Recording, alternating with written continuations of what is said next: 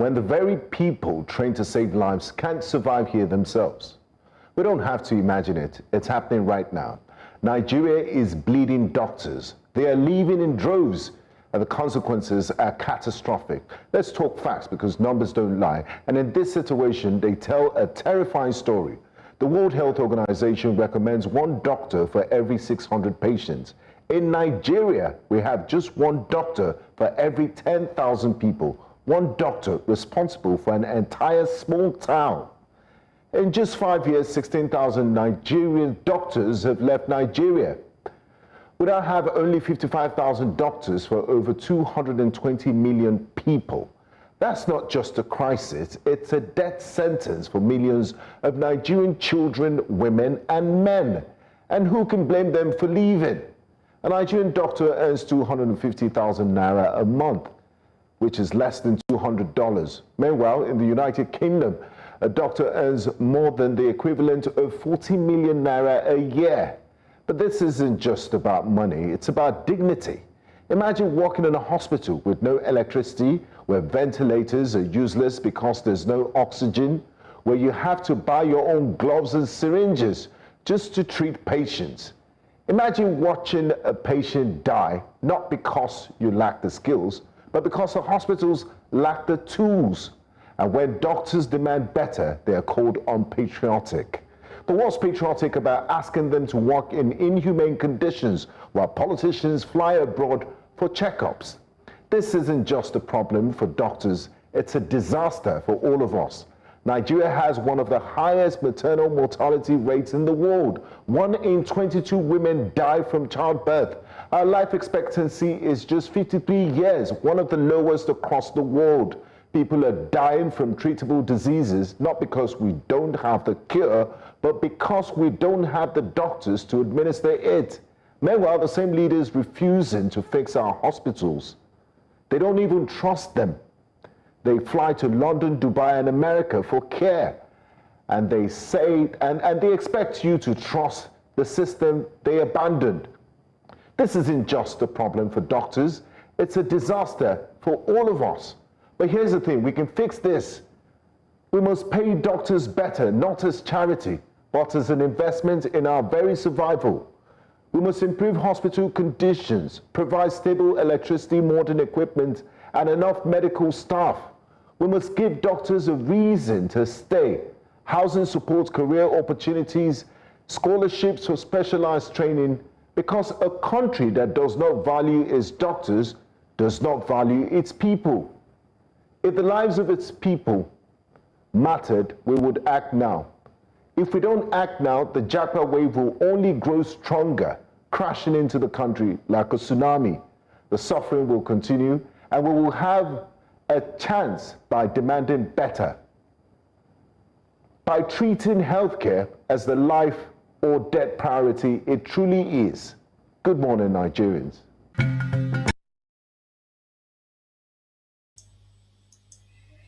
All right, Biafrans, I bring greetings anywhere you are joining us from this evening, anywhere you are watching from. Now, my greetings, me, I carry come. I greet you, Boku Boku. Make we talk small about Nigeria before we go into the program. We will talk so many things. So, what is going on in Nigeria today? Which you believe will be the reason, will be the matter, will be the cocoa for Nigeria? Waiting they happen. True, tell yourself the truth. People that die every day for hospital. Rose, how you dey? Rose, I greet you. Rose, I be one. Okay, don't worry, I go DM you. I go DM you. So Nigeria, you remember that song where Idris Abdulkarim sing Nigeria Jaga Jaga, everybody scatter scatter. That time when he sing and people no really understand wetin in the talk. Now that thing don't come there manifest. Like if Fela music, now it don't come there mature. Everybody done dey see am, everybody done dey rip am, everybody done dey shop am now Nigeria. If you listen to that video, he talk everything finish. Finally, he tell you say Nigeria no good, Nigeria no, and the truth be say, it's not about talking bad or talking down anything. No, but the truth be say, you no go mercantilize Nigeria, lie to lie. For instance, when I dey small, I dey hear of iron ore, Ajaokuta. I dey hear of cement industries wey dey Nigeria. I dey hear of many things, many companies, many industries wey dey. But today, as we dey here, Nigeria get industry. The only industry wey dey get na pipeline wey dey put from our land go obodo oyibo go dey sell am. Na im be the only industry wey Nigeria get. Nigeria no get industry. The only industry wey dey get na strangulating our people's economy. Now you see wetin dey happen for nation. When you talk, they say you talk. When you no talk, they say you no talk. You see wetin Soludo dey do for Onitsha, on our people. During say they ban the music. Now this you Obasanjo, na him. He say Idris, your mama, your papa, jaga jaga, because Idris sing truth. Because they no one hear the truth. Because they hate the truth. They so much love Nigeria, but they will never allow their children to remain in Nigeria. Nigeria is a good country, a beautiful country, but you want to take your children outside Nigeria. Why now? Why? Reason am. Reason am. If Nigeria true na good country, why are you running out of the country? You see, the thing where they pepper me for body, the thing where they pepper me, where they vex me, be say, all these people where they encourage others to fight for one Nigeria, to remain in one Nigeria, to be one Nigerianist, all of them no get anything for Nigeria. Only their money venture or money making machine. Na be the only thing where they get for Nigeria. Who, for instance, all the politicians, their children don't study in Nigeria. All the big time pastors where they tell you to receive a and catch them, their family know they Nigeria. They are catching cruise. Those where they go abroad to go holidays, they get private jets. If his son or daughter want go holidays, he go carry. He go. Do you know what it means for private jet to carry one person go? Make I know say UK far, but na UK they go, na Canada they go, na America they go, na Australia they go, na Dubai they go. But for private jet to carry you, for instance, from Abuja land Lagos, you go know how much it be. Even for one person alone, I don't know how much it be now, but I know say one person go reach 200,000 now. If he never reach 400,000 or five, for one person to land from Abuja to Lagos. I don't know who know. Just tell me for current for comment section. You dey get the both issue. So somebody go fly a mother from Nigeria, go Saudi Arabia, go do Hajj on private jet. In mama alone for the private jet. I want make you understand that Nigeria can never be good. If you believe that the goodness of Nigeria go show, no worry. When it show, maybe now when you don't buy finish, now it go show. It go show maybe now when you know more. They tell you that Nigeria is good, Nigeria is best, Nigeria is the best country. The truth is this: how long are you going to wait? Doctors are running away. Imagine when Nigerian doctors don't run from Nigeria, enter Cotonou, go to work. Imagine when Nigerian doctors don't run, come on for Nigeria, enter Ghana, enter the coast, enter in. Just listen, Nigeria has become a place that nobody want to remain. Kuma, the birds that are in Nigeria are flying across the border just to get life, because everything in Nigeria is getting destroyed by the nature and by the environment of Nigeria. Fishes are swimming over across the border of Nigeria. Everything is running away. People are just trying to escape Nigeria. Even if it means going to die there, they prefer to die outside Nigeria instead of dying in Nigeria. I saw one of these people that were they were in um um what in they be they go on foot to Libya. So in the wilderness, he was being interviewed by Al Jazeera, and Al Jazeera was asking him, "Do you know if you are going to die?" The man was telling the horrible story, the bushes, the desert they have crossed. And the Al Jazeera, I think like Christian Amanpo, they asked that question. They interview him. He got the ask and say, "How sure are you that you are going to make it to Libya?" Because money shishi, he know they in pocket, but he want to leave Nigeria by all means. Imagine going to Libya with leg through desert, through forest. Anywhere where night fall, he go sleep. And then he said, even if I sleep tonight, a dangerous animal kills me. At least I did not die in Nigeria's soil.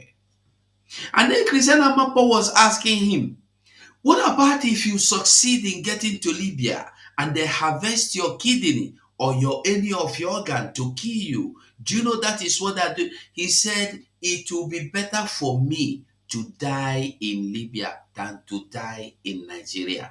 I am going to Libya. You can imagine a situation like this. You they call goat to cow.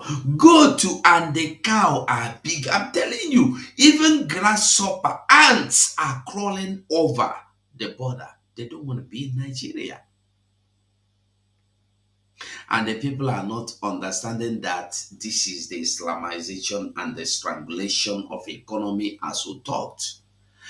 You know, when we tell you that what is happening in the north is coming to your place, you think, hey, I have a Babaco, I have ABG, I be AVG, I have BDB, I have the other one. I want to tell you, say, that thing, your AVG, what you should ask yourself, is your ABG or AVG and the Babaco working against these headers?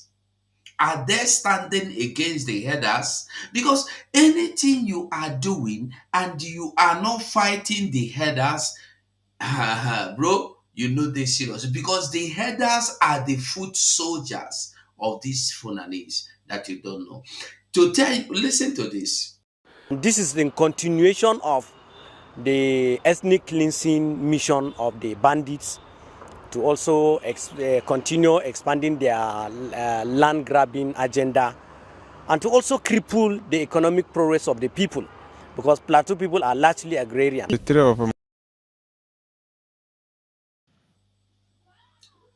cripple the economy of the people. To cripple the economy of the people. Listen again.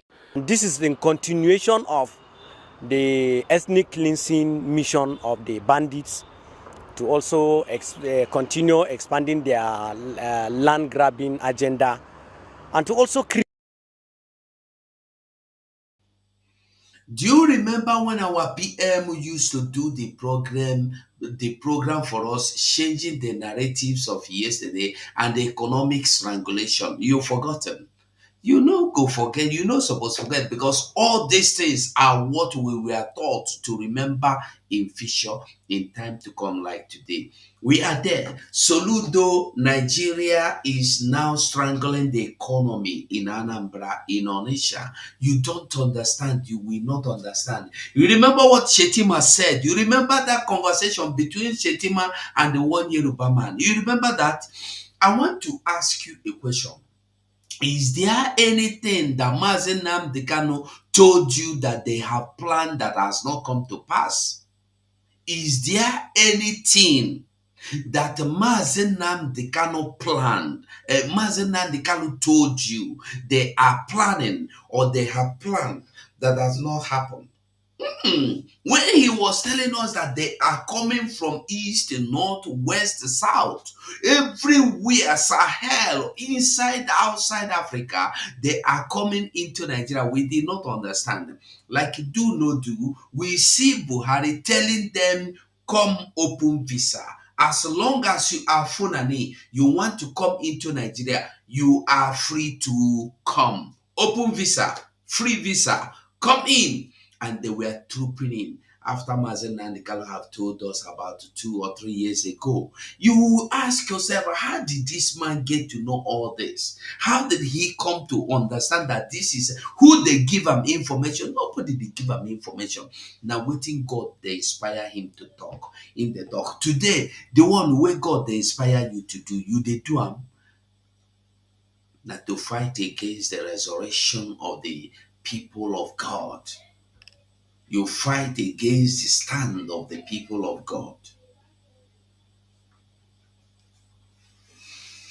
Onyebuchi, how you there?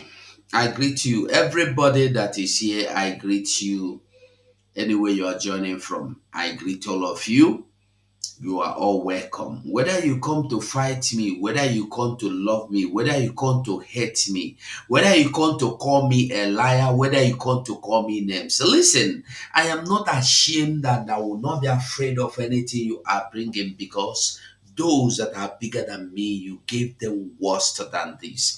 I want you to think a little bit. Go back. Maybe we'll just come on for this Nigerian matter small. Maybe we'll think back, because I see something will make me the talk.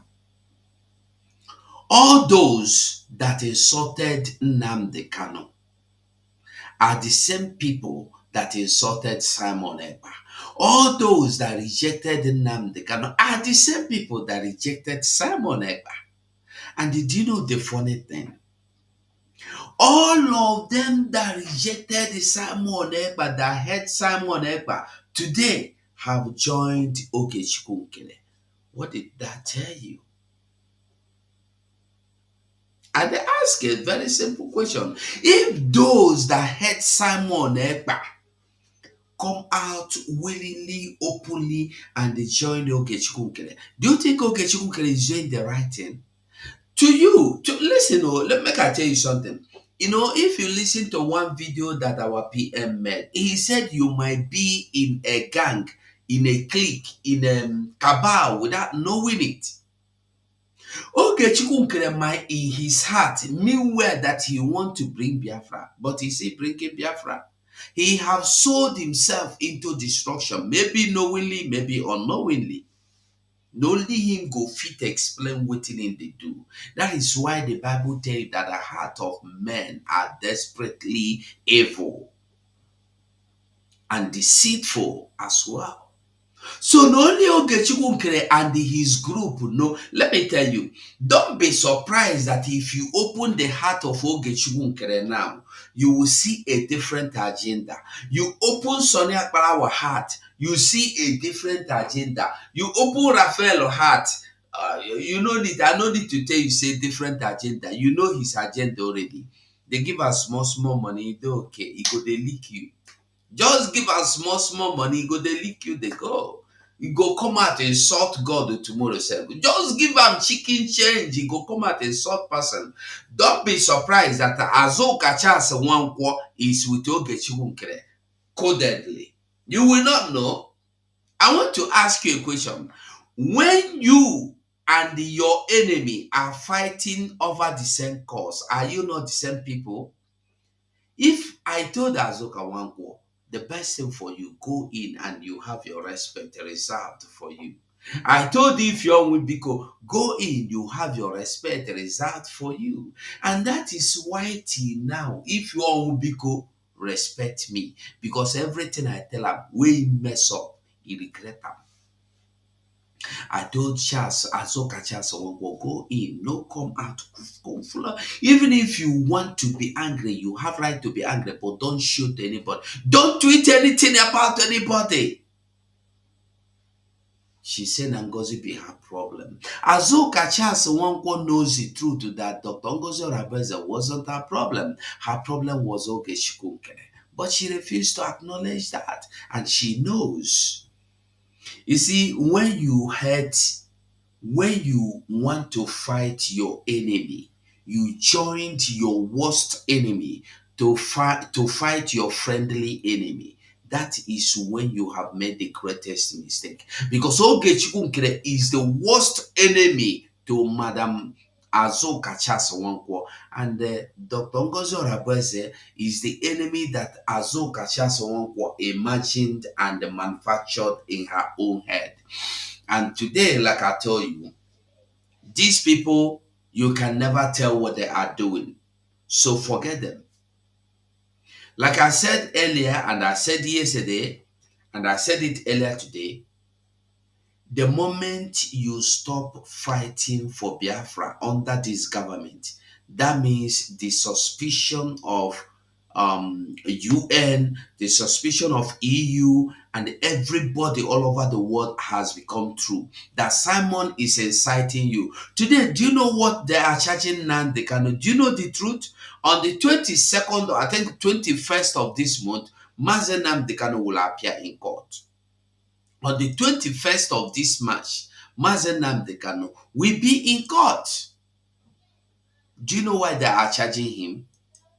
Do you know why? We go come back to that. But before we go to that, the same in Nigeria is where somebody will come out and make accusation freely, openly. Nobody will talk. Nobody will challenge. Nobody will say anything. But Mazi Nnamdi Kanu is only preaching the gospel of repentance. And they say he is causing or inciting terrorism. Are you getting the message? You get the message? Now, I want us to see something this evening. That's something I want to show you. Because when people make things you don't see, you don't understand. I am surprised to find out that El-Rufai's son have deleted the message he did threatening Christians in the... Hold on, let me show you first before we start. Hold on. Because you know my own be say, I dey play, e dey show. I dey play, e dey show. Now so me I dey do. I dey try find evidence so that when you go call say, hey, you there, I go say, see, I'm here now. No be me talk, I'm not so you talk. So it's in newspaper everywhere. El-Rufai's son deleted waiting. El-Rufai's son deleted the threatening bloodshed against Nigerian Christians in southern Kaduna. Indeed, I dey even look for a way to tweet them. I know see am again. True, in done delete them. But the small I no see the newspaper where carry am. You dey get the message. When this kind of thing happen, Nigerian news do not carry it. Nigerian news do not discuss it. Nigerian news do not want to discuss it. But when Simon Ekpa says sit at home, it will become a topic. This thing, I have not seen Shade of Enugu come to fight against this man, or this boy rather, because the boy, I'm not sure he's up to 30, should be in his 20s. Shade did not, Shade Anyanwu or Shade Wanyanwu or Shade Wanwu did not come to fight against this boy. Rather, the same Shade that was fighting against Simon Ekpa yesterday, today is sleeping coolly because Simon Ekpa has been detained. And then the people are still dying. Where is Shade? His people are being massacred in number on daily basis. And the Shade has gone into hiding. Shade have a platform called Worship Media. Let me see how many subscribers he have in that platform. Worship media is shared platform, and he have refused to use it to fight for his people. Shade refused to use his worship media to fight for his people. What is he doing? He is going to platforms as somebody that don't. If you give me Shade the platform, I will use it to turn things around. That is just the simple truth. Is to tell you how evil some people are. This same Shade accused Simon Egba of a terrorism, of inciting evil, of committing evil, of committing many atrocities. And today, Simon Egba is not there. Simon Egba is not there.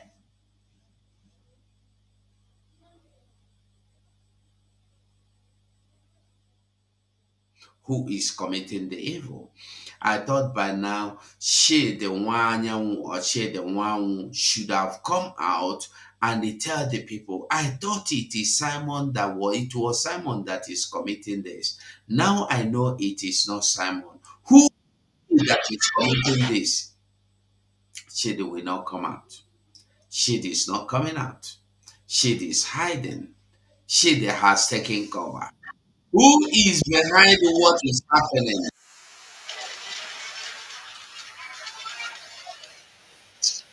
I'm looking for something. Why is this in doing this now? I'm trying to find shade.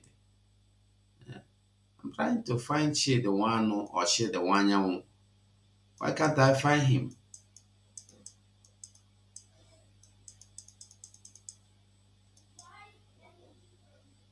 Why can't I find him? Well, even if we can't find him, we will continue because we will not get anything where they hold us and nothing go hold us down. Nothing lie to lie.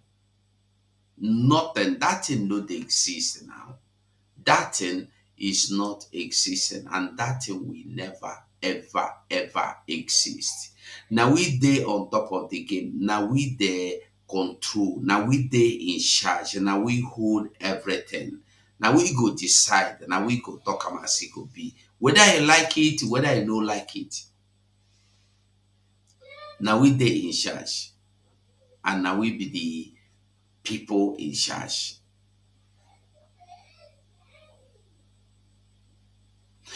So make I leave Shade. All of you know Shade, but his platform, I know Sam, I know Fish Sam. So I want you to know how evil people are. Shade is not condemning this, and yet he claimed he loved his people of Enugu. Shade wanted to be a governor before he ran away from Enugu. What chased him out? Had it been that Shade was a governor, he would have done worse than P2B. He would have done worse than what is his name? Peter Mba. He would have done worse than Willie Willie. He would have done worse than Dave Omahi. Devil mind that placed 2 million naira bounty on people. Well, who get here, make it here. So I think I have let me show you what this boy threatened people for. Hear this. Listen. Edify son. Listen. I hope you can say it. Where is it? Okay. Edify son threatens Southern Kaduna, says they will keep getting pied if they attack Funani headers. Are you getting it? This is the reason why somebody that attacked Funani, that want to pie him, that want to unlife him, that want to dislife him. You can imagine, as I did here now, somebody come here with AK, one unlife me, and I managed to grab him AK from him. I go leave him. I go worship him. No, I go use and learn how to use AK now. I go use, listen, I go use and learn how to chop person meat. I tell you the truth. I go bite him anything in a weapon for my hand. I go use them for him body. So somebody was jejely in his own ancestral land doing his own farm. Somebody from miles away that traveled years to get to his land and come to unlife him. And then he fought for his life. You see why self-defense is important. Had it been he saw him with that gun and say, no, I'm scared, oh yeah, kill me. He killed him. He wouldn't have survived it. But he saw him with gun without minding. He grabbed him and fought for his life. And finally, he defeated him by bringing him down. Today, Nigeria have condemned him to death for fighting for self-defense, for defending his life. When you see rats and cockroaches and house flies that follows dead body to grave talking, you will know. I will not about self-defense. You don't even know the meaning of self-defense. That have shown how useless you are. You will not support self-defense. What is self-defense? Can you explain it? Can you define self-defense? That's why I tell everybody, remember, whatever you are building it for your children. Unless your children will wipe away everything about you from them, tomorrow will come. Whatever you are doing today, you are building your children tomorrow. Whether you are building evil empire, whether you are building good empire.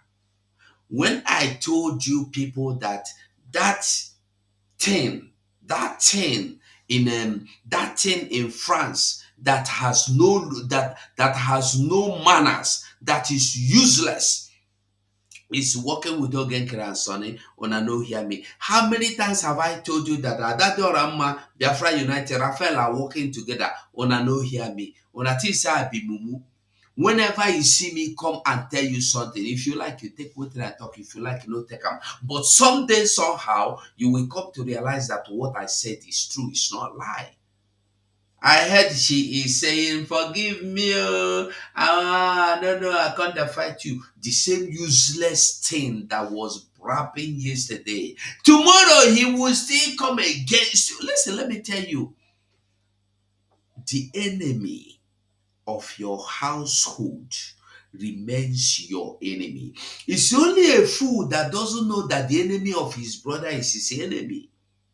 Only a fool do not know that the enemy of his father or his mother or his siblings or his household is the same as his enemy. He don't know. Who hurt your mama no love you. Who hurt your papa, forget that.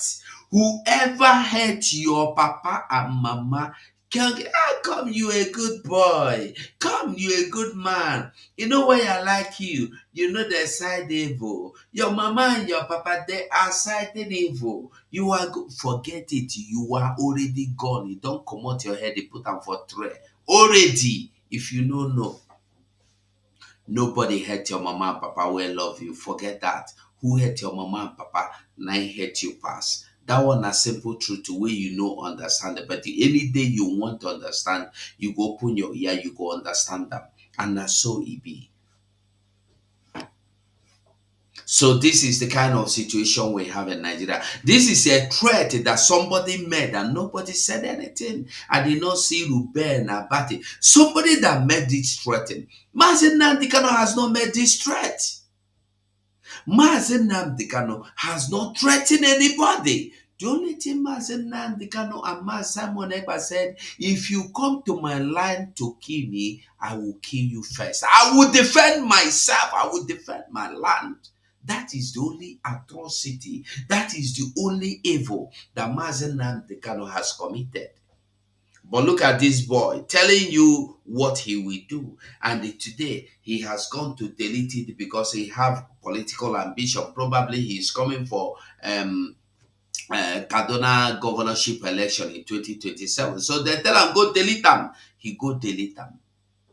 Are you getting the message? This is not in the news. You can't see this in the news.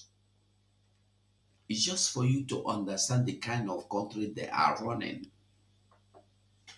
Nigeria. Odegu. Nigeria. Odegu. Now, I want us to go back. We will go to Yoruba land now. We will go to Yoruba land. I want you to understand what is happening because so many people think it. Remember this Lafia? Remember him? I don't know how many of you remember this man. Some of us and the truth. And let me make some revelations because some of us also have our own intelligence networks. Okay. Have met with some of the bandits. We have met with some of their high commanders. One or two who have repented. They have sat down with us, not once, not twice.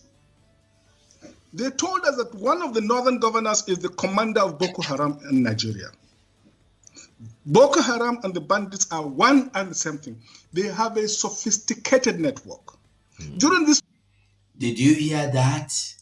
One of the Boko Haram leaders are waiting until you in B.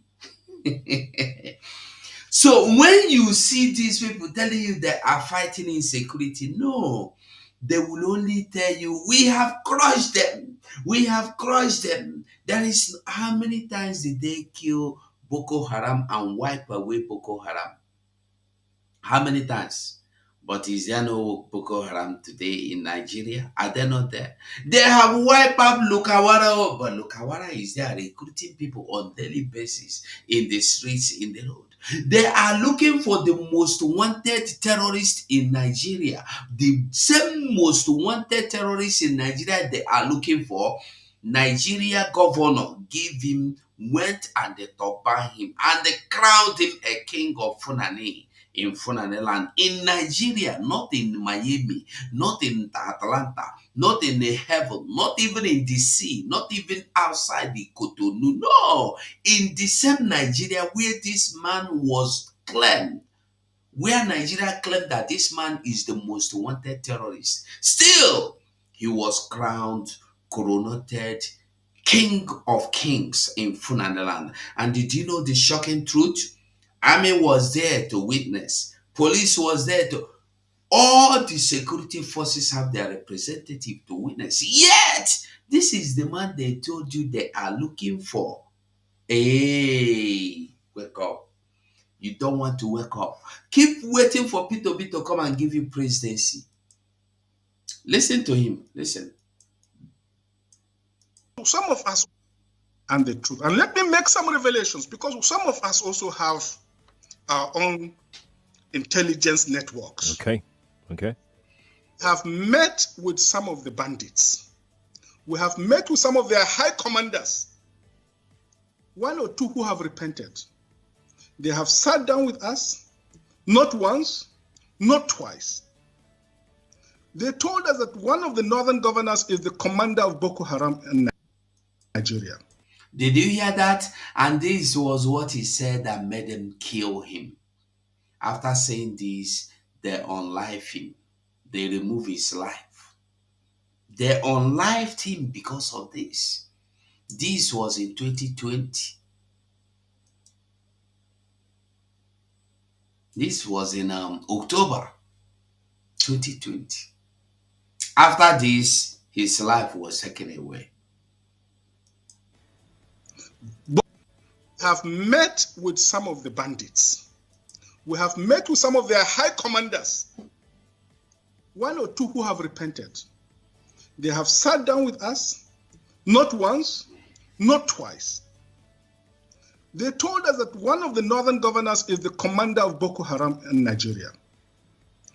Boko Haram and the bandits are one and the same thing. They have a sophisticated network. During this lockdown, their planes were moving up and down as though there was no lockdown. Moving ammunitions, moving logistics, moving money, and distributing them in different parts of the country. They're already in the south, in the rainforest of the south. They're everywhere. They told us that when they finish these rural killings, they will move to phase 2. The phase 2 is they will go into the urban cities, going from house to house, killing prominent people. I can tell you, this is the game plan. By 2022, they want to start a civil war in Nigeria. Don't joke with what I'm saying. I have a PhD from Oxford University. I'm a central banker. We don't talk nonsense. So don't joke with what I'm telling you. I have this from the highest possible authority, higher authorities of some of the commanders of the killers and Boko Haram. You said northern governors, past or present, Dr. Badaya? No, current. No, they said one of them is the commander of Boko Haram in Nigeria. One of them. And they are not looking for money. They have more than enough money. In fact, he told me they just came back from... I am still looking for the full video. So when you see things happening, you should understand where they are happening from. When somebody is saying, yeah, forget them. Today, Yoruba, this is why you must defend yourself. He said that they told him that they are about to start civil war in 2022. Do you know why it has not come? Because Biafrans are on guard. If not, this thing they call civil war is what they call jihad. They will just come and wipe you away. But it was not as they planned, because they never know you will wake up to defend yourself. And that is why you listen to this. Ask you this: would you want to own a gun yourself? Would you want to be able to defend yourself if you are attacked by armed robbers or by kidnappers in your own home? Would you want to be able to defend your children and your wife if you are attacked? I mean, you're telling me no, you don't want to handle a gun. If you don't want to handle a gun, that's your problem. Then don't handle a gun. But there are many people out there who want to be given the opportunity to defend themselves. So I speak on behalf of those ones, not for people like you who might not want to have a gun, who are vulnerable, but you want to remain vulnerable. But you know that the police and the military cannot defend you. So look, as I said before, out there are already a proliferation of arms in the hands of kidnappers and armed robbers and bandits. So you just want them to continue? But you know also that the other alternative is to keep funding the military, keep funding the police, but we're not getting anywhere. Because before you and me, over the years, you know that in this country, that system has failed.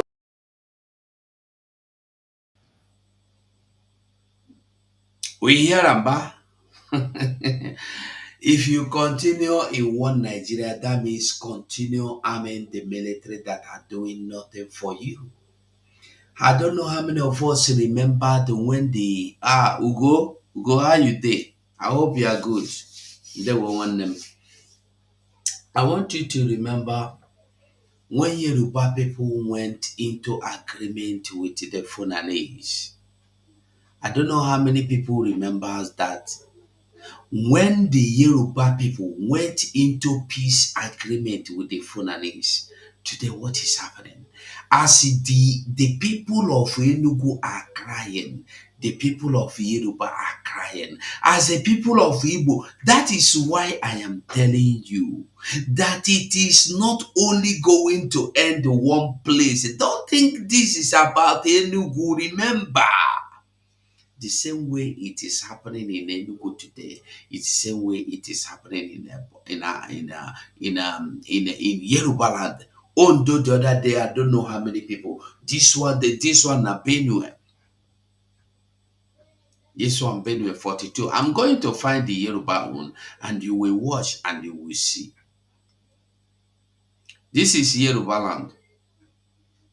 He said, a protest has erupted in Akure. Listen, this is Akure, Ondo, Yoruba land.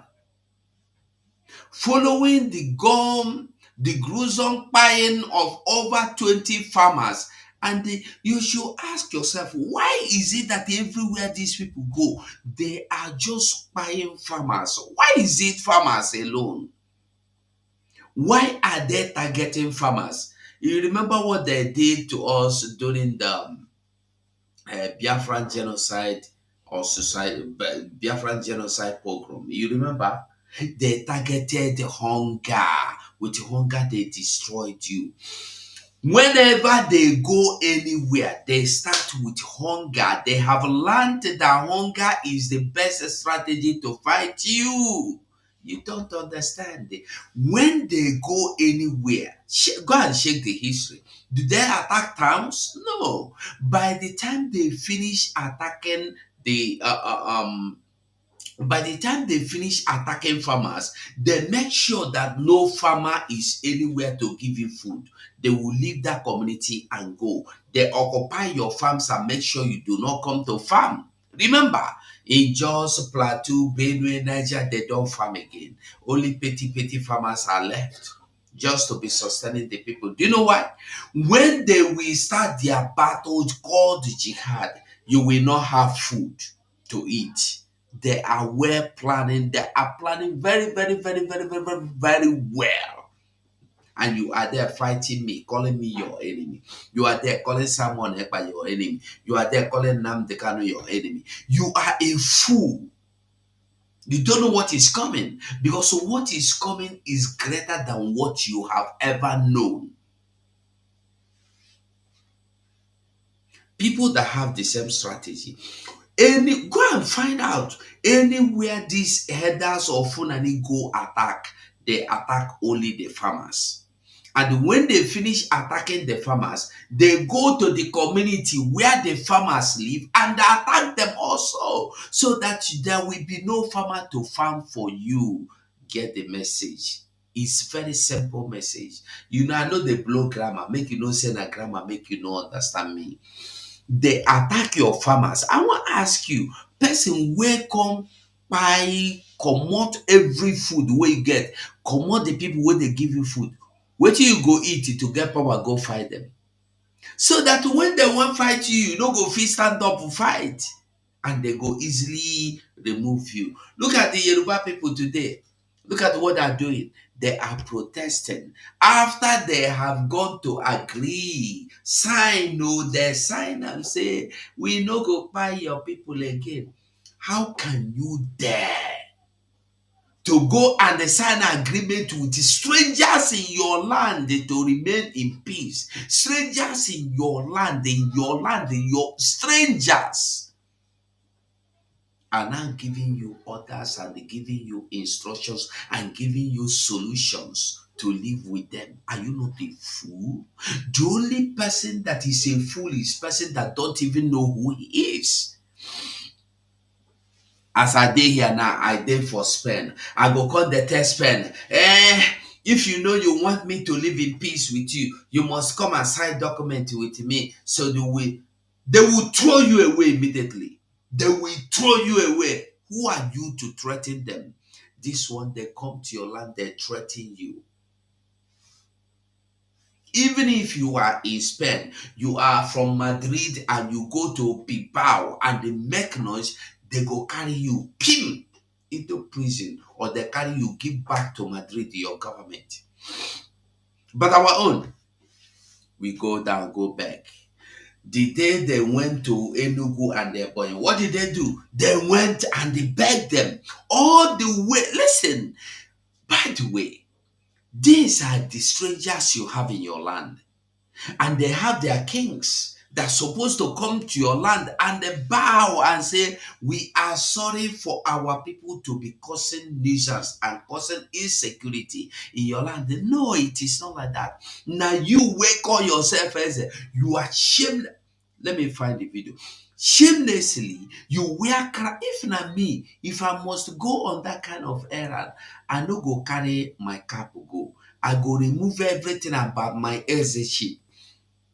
I go remove everything about my kingship and they go there so that nobody will see me and know me. And you even have God to give interview. You even have God to grant interview. Are you not a fool? You are the worst fool with day in town. Watch the video. The Sultan of Sokoto and President Nigeria Supreme Council for Islamic Affairs says the visit by the Enugu monarch is the best way to promote peaceful coexistence, mutual respect, and certain relationships among the country's diverse ethnic and religious groups. He explains it will create room for traditional leaders to engage in dialogue and exchange ideas towards harmonious and inclusive society. He noticed that Nigeria's diversity is a divine will and should be harnessed for the greater good. The Sultan expressed the belief that such visits can dispel negative perceptions among Nigerians and promote a sense of unity and understanding. Always been an advocate of understanding one another, not tolerating one another. We must respect our cultures and tradition. Don't think your own culture or tradition is better than another person. No. It's very important for us to visit. The chairman Council of Traditional Rulers in Enugu State, Igwe Sa Samuel Ikechukwu, said he was in Sokoto to bring a message of love from his state. Did you hear that? Foolishly, eguli, nkapiali, okokoli, efulefuli, audaciously, this man went to Sokoto from Enugu to bring a message of love while his people are being massacred in number. He went to Sokoto to beg, talk to your people so we live in peace. In your, what is the essence of you? Look at the way he dressed. Look at him. Look at him. Shameless people. These are the people that will make decisions for us, right? These are the people our tomorrow depend on. These are the people your tomorrow and the tomorrow of your generation depend on. They will make decisions that will affect you positively, right? Even negatively for good. This is demonic decisions. Mazi Nnamdi Kanu say na devil's alternative. The only thing they have for you is devil's alternative. And he have God to sit down and ask news to cover him. Can you imagine that he went to Sokoto from Enugu because the people of Sokoto, the people of the north, came to Enugu to murder your people, to massacre your people? You left your seat and go to Enugu to tell them to come and make peace with you. Are you not a fool? This is the kind of thing Nigeria produces. This is what you get in one Nigeria. It's either you bow to them or you will be removed. Because he want to provide, he want to protect that seat and this useless thing he putting on as a crown, as a cup, as a whatever. That is why he went to Kaduna and forget that the primary thing is the life of his people. If you are a king, why you are made a king is to protect your people. If you cannot protect, do you know that in the olden days, even till now, a king is greater than any government official? You don't know? A king today, anywhere, is greater than government official. It's only in Africa. They come, they tell you your king is useless, but their kings are not useless. They have king of Jordan. That one know they talk. If king of Jordan just talk, and everybody go enter shell. In Spain, they have king of Spain. When king, even if the president or the prime minister, they make any noise, the governor, once the king make a speech, everybody could go rest. In UK, the same thing.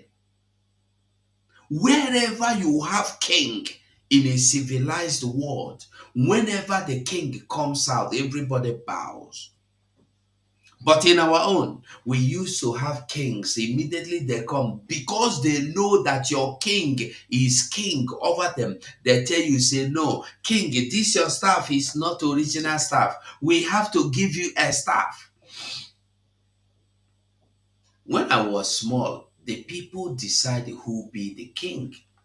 In a case, even that is why they don't want you to have history.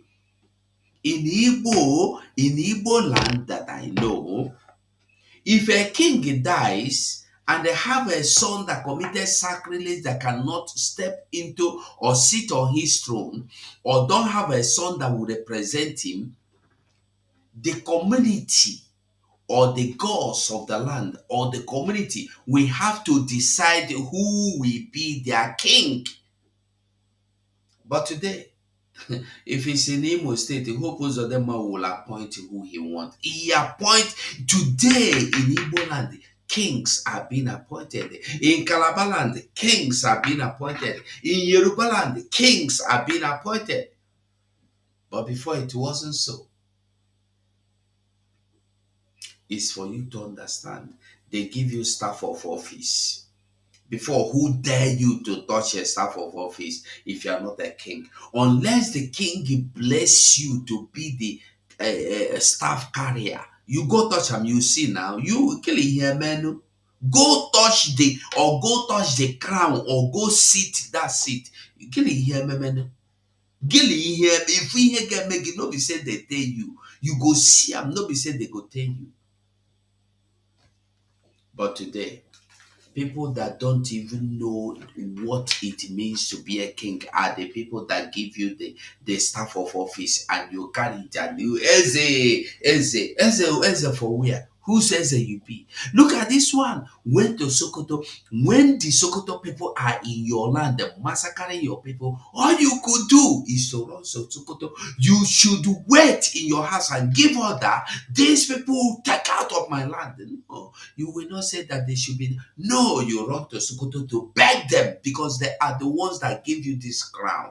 When I tell you that the crown you see on everybody's head is given to them by the Northern, by the Funanis, you don't understand. When I tell you that every politician is under Funani, Funanis appointed them, you don't understand. Today I believe you will be understanding me. Small, wobble.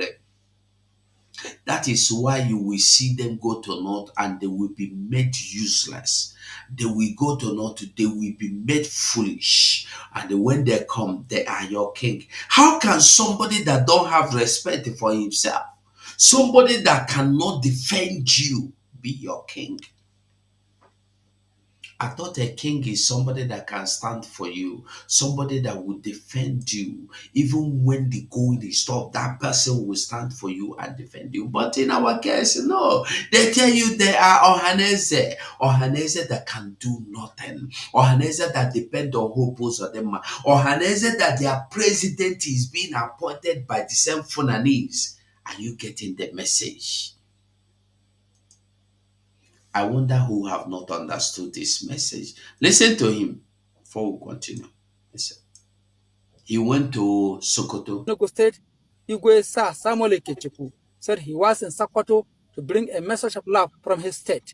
He appreciated the rich history of the Caliphate and promised to return home with positive thoughts about Sokoto State and its people. During his visit, the monarch also toured the Waziri Generic Culture and History Bureau in Sokoto, where he gained valuable insights into the state's rich cultural heritage. We bring understanding, we bring love, bring understanding among races. And now I have a different concept about how we can relate intertribally. The visit by the Enugu monarch to Sokoto is seen as a significant step towards fostering greater understanding and cooperation among traditional leaders across Nigeria and promote national cohesion. In Sokoto, Usman Mohammed Benji. You hear that one? You know, I know say you for don't see the video, but sometimes the good make will bring something, make will take the show you. When you don't want to know, no go want to you. When you say you don't want know, you go know one. That is the kind of Nigeria they want you to live in. That is the kind of Nigeria they want you to live in. A Nigeria where you will not have say. Look at what they're doing to people. Look at them.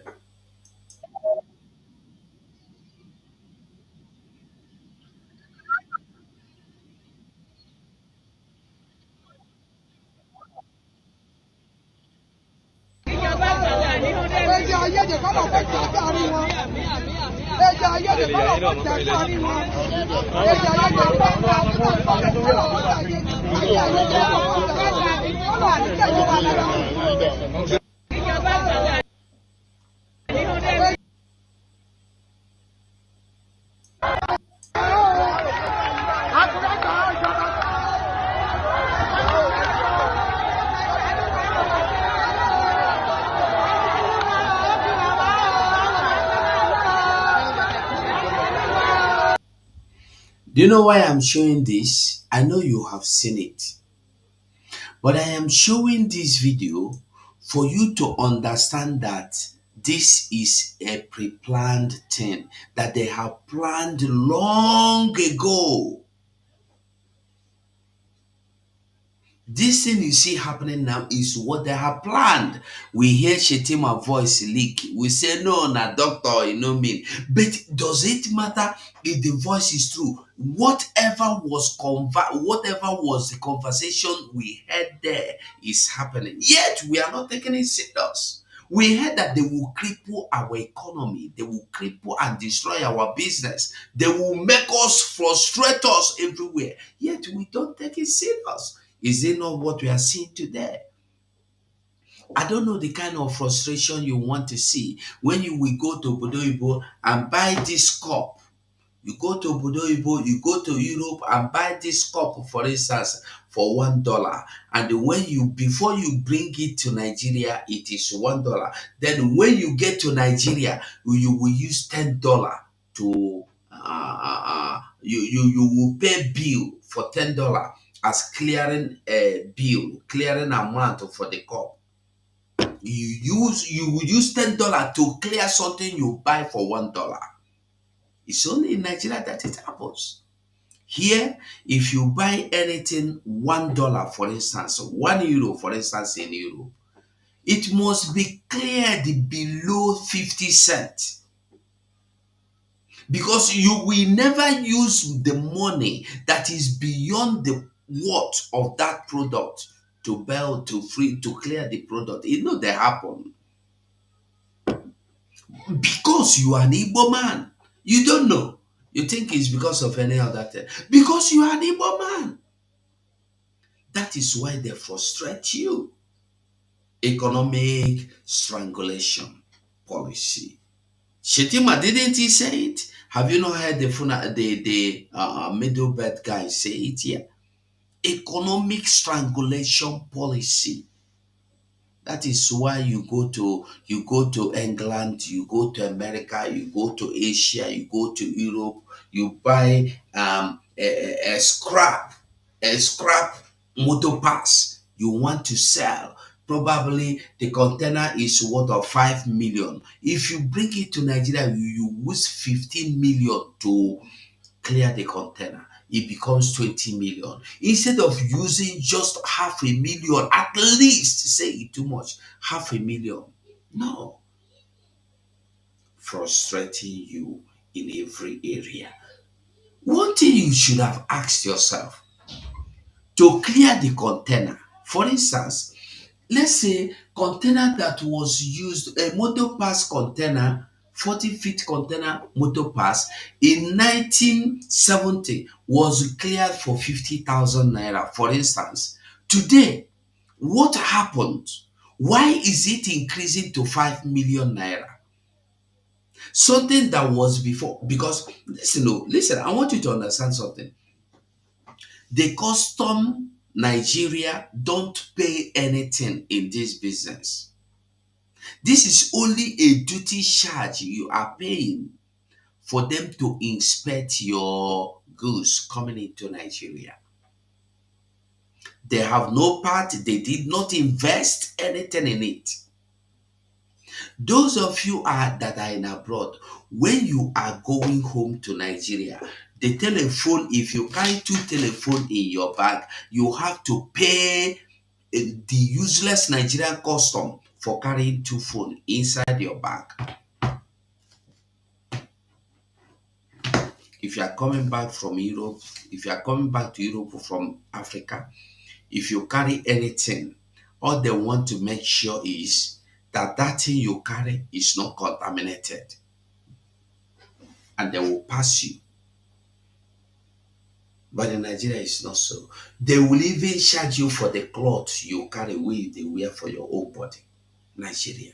That is it. Economic strangulation. When we are talking, people are not getting the message. You think saying that me they do. No, be me, they do them yourself. Watch this video.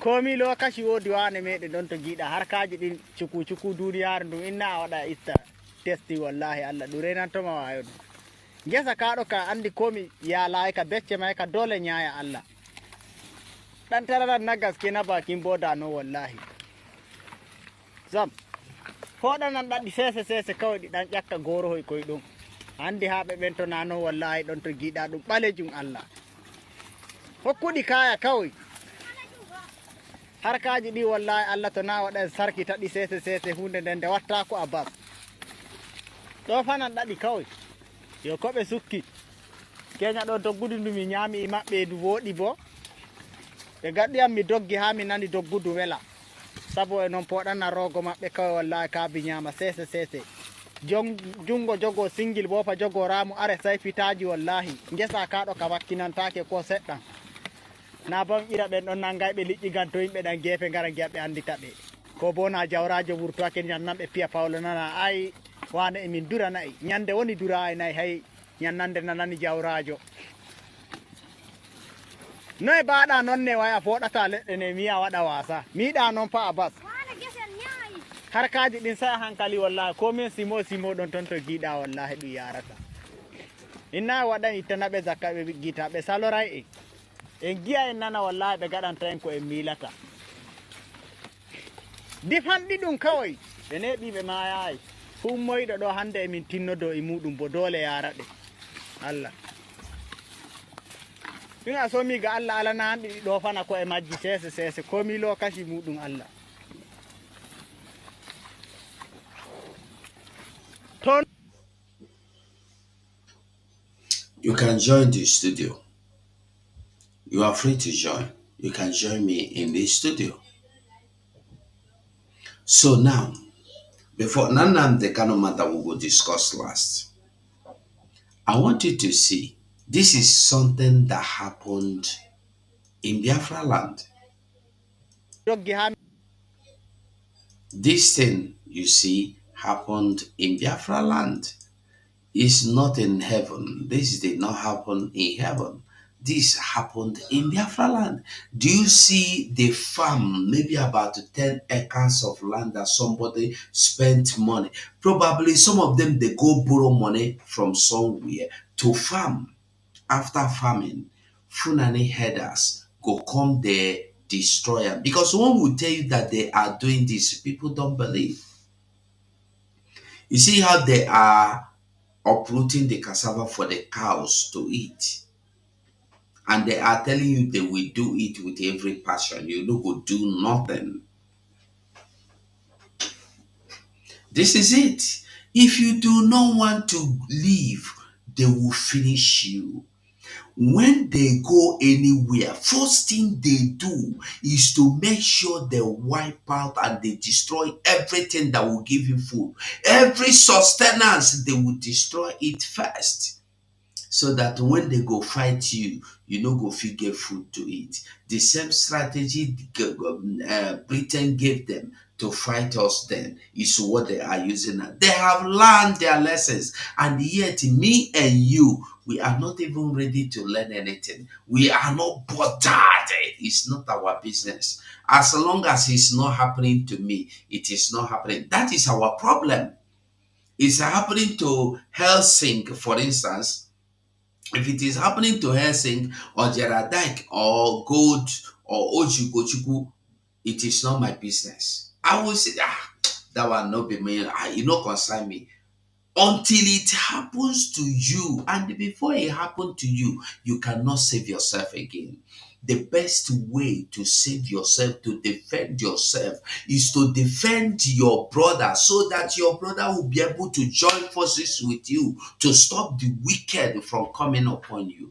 But when you allow your brother to go through that wickedness and die in that wickedness, who will defend you when it will come upon you? Nobody. You see what we are saying? That is why when we call for justice for Mazi Nnamdi Kanu, justice for Simon Ekpa, you are calling for your own justice. But you don't know. But our problem is, Simon, that there. You see those useless people that used to gather in Dr. Damage's platform. Do you see them gather to discuss Simon again? Do you see them gather to tell you they're locked down? But today, on Onoshahe Bridge, where they said drugs has been locked for more than 2 weeks, they are not gathering there to discuss the injustice and strangulation of our economy. They are not gathering there today. And that useless boy that called himself Cone is not going to Dr. Damage platform to tell you how Simon is strangulating their economy. Useless people everywhere. Let me tell you, not only those that don't know what they are doing will keep deceiving you that the people fighting for you are your enemies. We keep killing our freedom fighters. We keep killing our prophets. We keep killing our God-sent saviors. How long do we continue? All of them yesterday that condemned Simon, where are they today? Where are they today? They have run in. If Simon ever comes back tomorrow, they will come out. Bet me. If Mazi Nnamdi Kanu comes back tomorrow and they come to pick microphone, they will come out. But today is to tell you that they are not fighting for anybody good, but they are narcissist, evil people will fool everywhere. Evil people will fool everywhere. If you remember, sometime last year, Mazi Okonkwo came to my platform. We treated the topic narcissist people. You know why we treated it? This is what is happening today. We discussed at length before we come to do that program. We talked about Rafael Ajere, Ogechukwu Nkere, Sonia Parawa, Azoka, Madam Azoka, and so many of them. And we concluded, let us go and do program. Because these people are the same set of people. Is it not today? We cannot come out then and tell you that these people are narcissists. We don't have to call their names, but we made the program. And as they watch, they know themselves. But today it is manifested.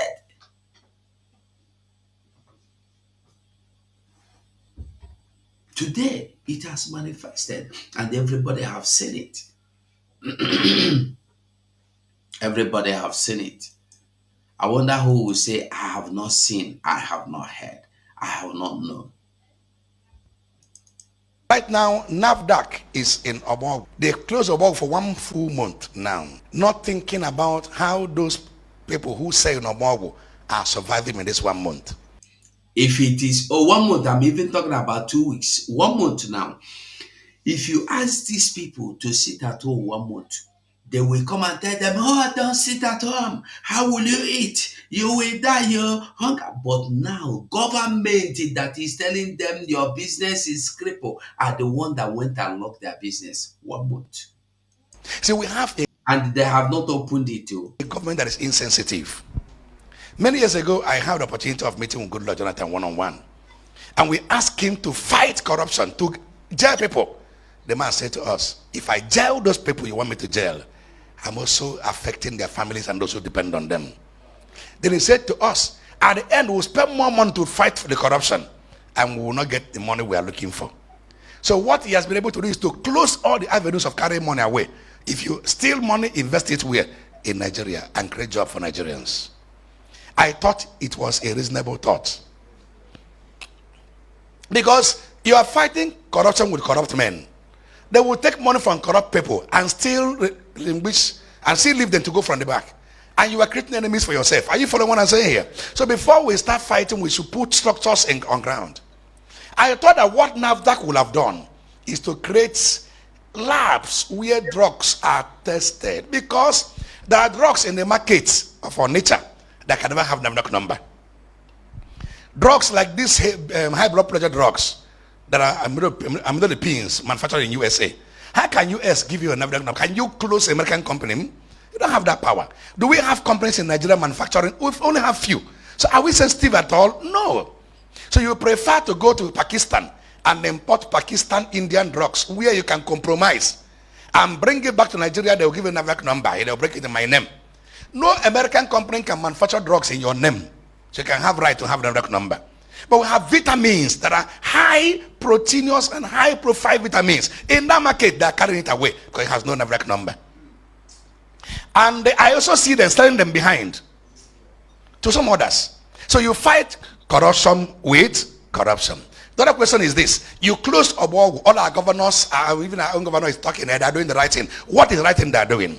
You have not kept, there's no law. People still have right to sell in the open market. Why not structure it in a way, give them license and monitor what they do? And plant your lab in that market. Plant your office in that market. And check what comes in and what goes out. It is a little bit reasonable than coming in to close a whole market. Well, you enter into people's shop in the night. Is it not stealing? And carry their drugs away in trailers and claim to burn them when you're not burning anything. That's the wickedness that they do to Igbo people. Now, they do that in Kano. Let them go to Kano and close their own market. Let me see. They can't do that in Kano. They can't do that in Ibadan. They can't do that in Onitsha. And our governors are all dumb and deaf, closing their mouth and nobody says anything. That thing is not a good, it's not intention, it's not a good intention. It is malicious attempt on Igbo land. People want to shine from amongst us. And that market is the biggest drug market in Africa.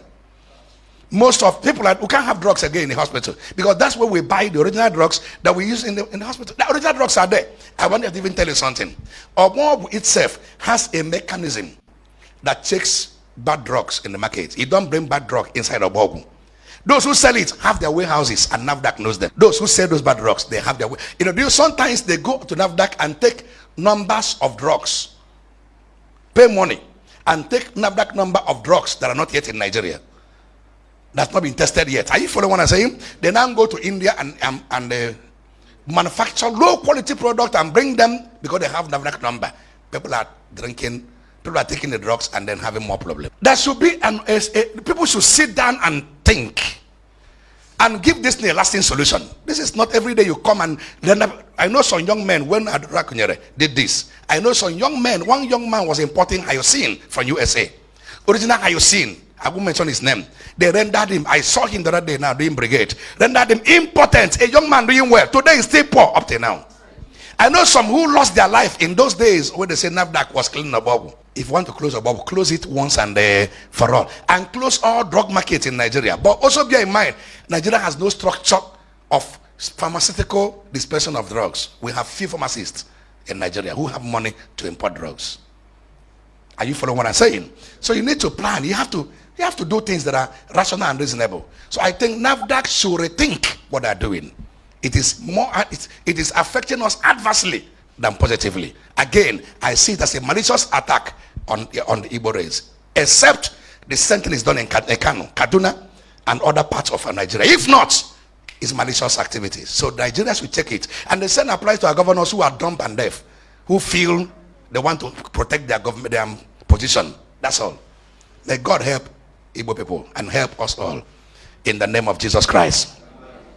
Now we are buying drugs from Lagos. Now we can't buy from Onitsha. It's closed down. Ibadan is open. The same activity, the same reason why they don't have seaports in Igbo land. Same reason why they don't have any multinational company in Igbo land. Same reason why there is nothing working, no multinational company in Igbo land. The same theory is still repeating. The war has ended now. Let's end the war and move up at the same time. The war ended many years ago. Are we still fighting war? Why are you still putting us in this quagmire all the time? May this thing be lifted. We have suffered enough. Nigerian conscience to be activated. This is no more right. The war ended long ago. And you said, no winner, no vanquish. Let it be so. Let the healing start. If you want to work in Obogu, open the shop. Let the person you are taking his drugs be there and see what you are doing. Don't end up from the shop, carry everything. Let them be there and see what you are. Is it not stealing? It is break and enter. That's what it is. At the end, you render. People have been home for 1 month now. No fighting what? In this era, that Nigeria is so hard. So young people are more. So some of them will now become criminals. Some become kidnappers. What do they do next? You are creating more problems. Are you thinking of latent effect of what you are doing? Do you think the overall consequence of what you are doing?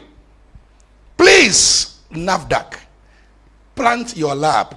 Also understand that England, Europe, and America cannot give you NAFDAC number for their drugs. And the original drugs that come from those parts of the world. Check it out and find a way of covering it in your program. Also, go to the market by yourself. Plant your office and take what comes in and what goes out. Or close the market once and for all. Close all the markets where they sell drug in Nigeria. Let's buy drugs only from pharmacies. And we know you have, leave this thing you're doing all the time to us. It is now too bad. But we're no more happy with it. Anyway, may God help Nigeria. May God help Igbo race. May God bring us back to our conscience and make our hearts come alive so we can think like human beings, not in this wicked form. In the name of Jesus Christ. Amen. God bless you. I hope we listen to that. I hope we listened to that. Ndibo.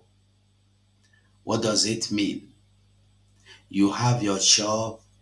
The so-called Nigerian government agencies will go at night and they break into your shop and they carry away everything you have there as goods and tell you they are contraband. You know they there, you know see the goods. They go tell you say that if you come out and see your shop has been broken and everything has been taken away, you know that you are selling a contraband. Is that how it's been done? Which attack is this?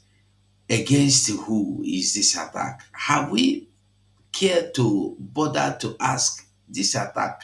Now for who? This attack is against who?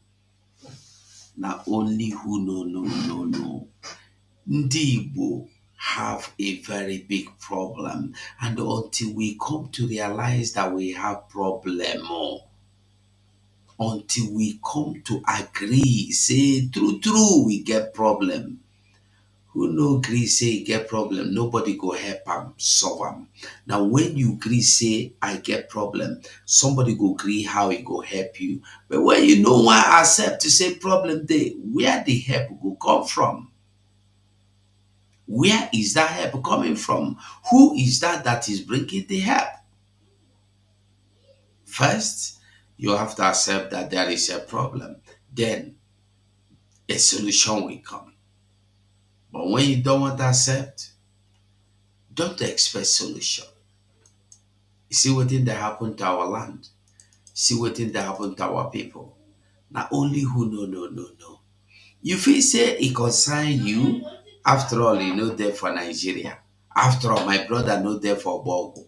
After all, I know get shop there. After all, no bosses are there. The same way they treated the person in Obogo today, it's the same way they are going to treat you tomorrow. In case you don't know, they must have reasons to treat you the way they want to treat you. They must have reasons to destroy your goods. They must have reasons to strangulate what you are doing. In case you don't know, you are not safe from anything, and you can never be safe from anything. Now the same way they do your brother, and like that they go do you. Whether you agree or whether you no agree, I want you to know the same way where they follow do your brother, now that same way now they go do you. I am happy that the men of God are beginning. You know, these are the kind of people I call men of God. I have respect for him. He will come out and stand on that pulpit and tell you the truth, and tell you the truth the way it is without diluting it, without looking at anybody's face, and tell the person that do evil, you do evil. Tell the person that is evil, you are evil. And I respect Ebube Monso Mbaka. I'm not be Roman Catholic, but for them to stand up and face the reality and tell lies, you are lies, I respect them for that. I don't know how many of you have seen Ebube Monso accusing Soludo of being the mastermind of kidnappers and other things happening in Anambra and assassinating people in Anambra. I don't know how many of you have seen that video. We must wake up. Oh. This is not about Simon Ekpa. That is why they will make you to believe that your problem is Nnamdi Kanu, your problem is Simon Ekpa. So you will focus on fighting the people that have come to save you while they continue to kill you. Watch this video as well, I think. Stand in my office as a prophet. No, not this video. I can't find it. So I want us to really, really wake up to the reality. And we must wake up. Whether we like it, whether we don't like it, we must wake up. I want us to watch something before we continue. Okay, look at the Baba Monson video before we go on. Look at the Baba Monson. Can you imagine? Now, the suspects who were apprehended for the death of Honorable Azoka from Labour Party. He's not from Apuga. He was not from Apuga, but Labour Party. The suspects who were apprehended were handed over to Anambra State Security. Please, how come that 2 of them escaped from the prison? Can you imagine? Only 2 of them. Who is deceiving who? Anambra State should rise. That means it has a what? That was a political killing. And those involved, they have bribed their way. Because those people, they wouldn't want those people to expose them. Who is fooling who in this state? You can imagine. 2 suspects, 2 major suspects, and there is still government in the state. Inhumanity of man to man. Once you are connected to the powers that be, then you are under perpetual immunity. But let everybody, let even Charles Oludo remember that there is God in anything you are doing in this world. There is God. Santu says, "He who sits in heaven last." How come 2 suspects who were arrested, who were linked to the killing of innocent man, Honorable Azoka from Onitsha, let the people of Onitsha do arise? What really happened? A whole Onitsha. An honorable member from Onitsha was killed. I say, keep it quiet.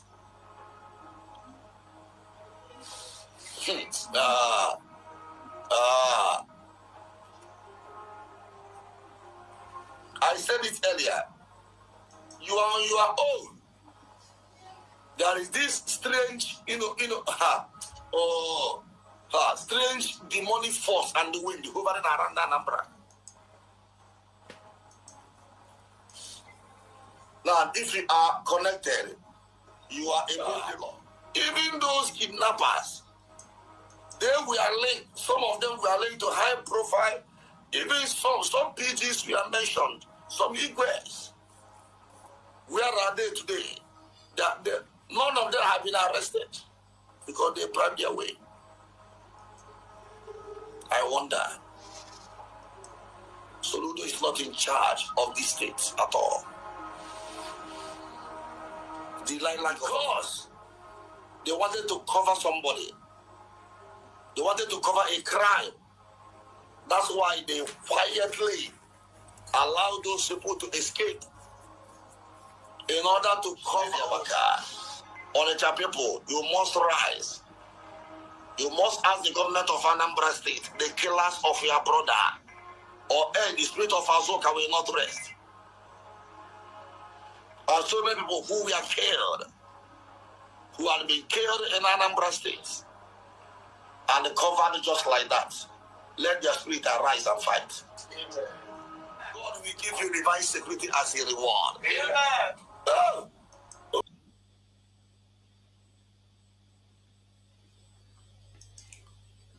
Quickly. You heard that one, Nebaba Monson. Mazi G.O. at the com. Now, General Overseer. G.O. na General Overseer.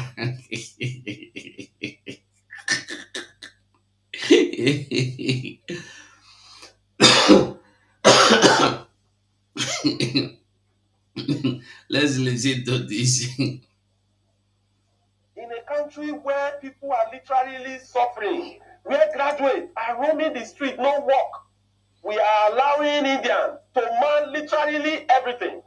The crude belongs to us in Nigeria. We even had at the time that they were given permits to drill 3 wells, oil wells, and they ended up drilling 5, and nobody did anything. This is stealing. Clearly, they're stealing Nigerian crude.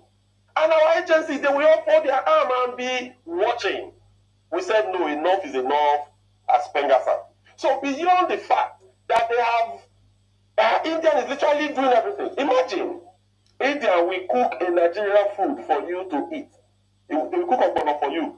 They will cook a goosey for you to eat. The cooks are even Indians. And we are all closing our eyes and allowing this illegality to happen. And it is also worthy to note that the CEO and top management of this company, they have been declared wanted in India. They cannot even travel to their own land. As we speak today, it shows that they've committed a lot of atrocities in their own land. And we welcome them with open hands here. We are not against investors. Not at all. But you must play according to the rules. Chevron, ExxonMobil, they are American companies. Total Energies is a French company. Now, before Owando came in, they were from Italy. Right? Shell, Dutch, London, UK. Today, they are playing to a large extent by the rules. And these companies I have called are responsible for producing over 90% of Nigeria's food. But Sterling came into Nigeria and they are cutting corners and doing a lot of illegalities. So for us, enough is enough. If you go to these companies I have called, Shell today, the MD is a Nigerian. People manning all the principal positions, majorly are Nigerians. If you go to Chevron, you have the hierarchy, Nigerian. But when you come to Sterling, I want you to do investigative journalism. Find out how many Nigerians are managers in Sterling.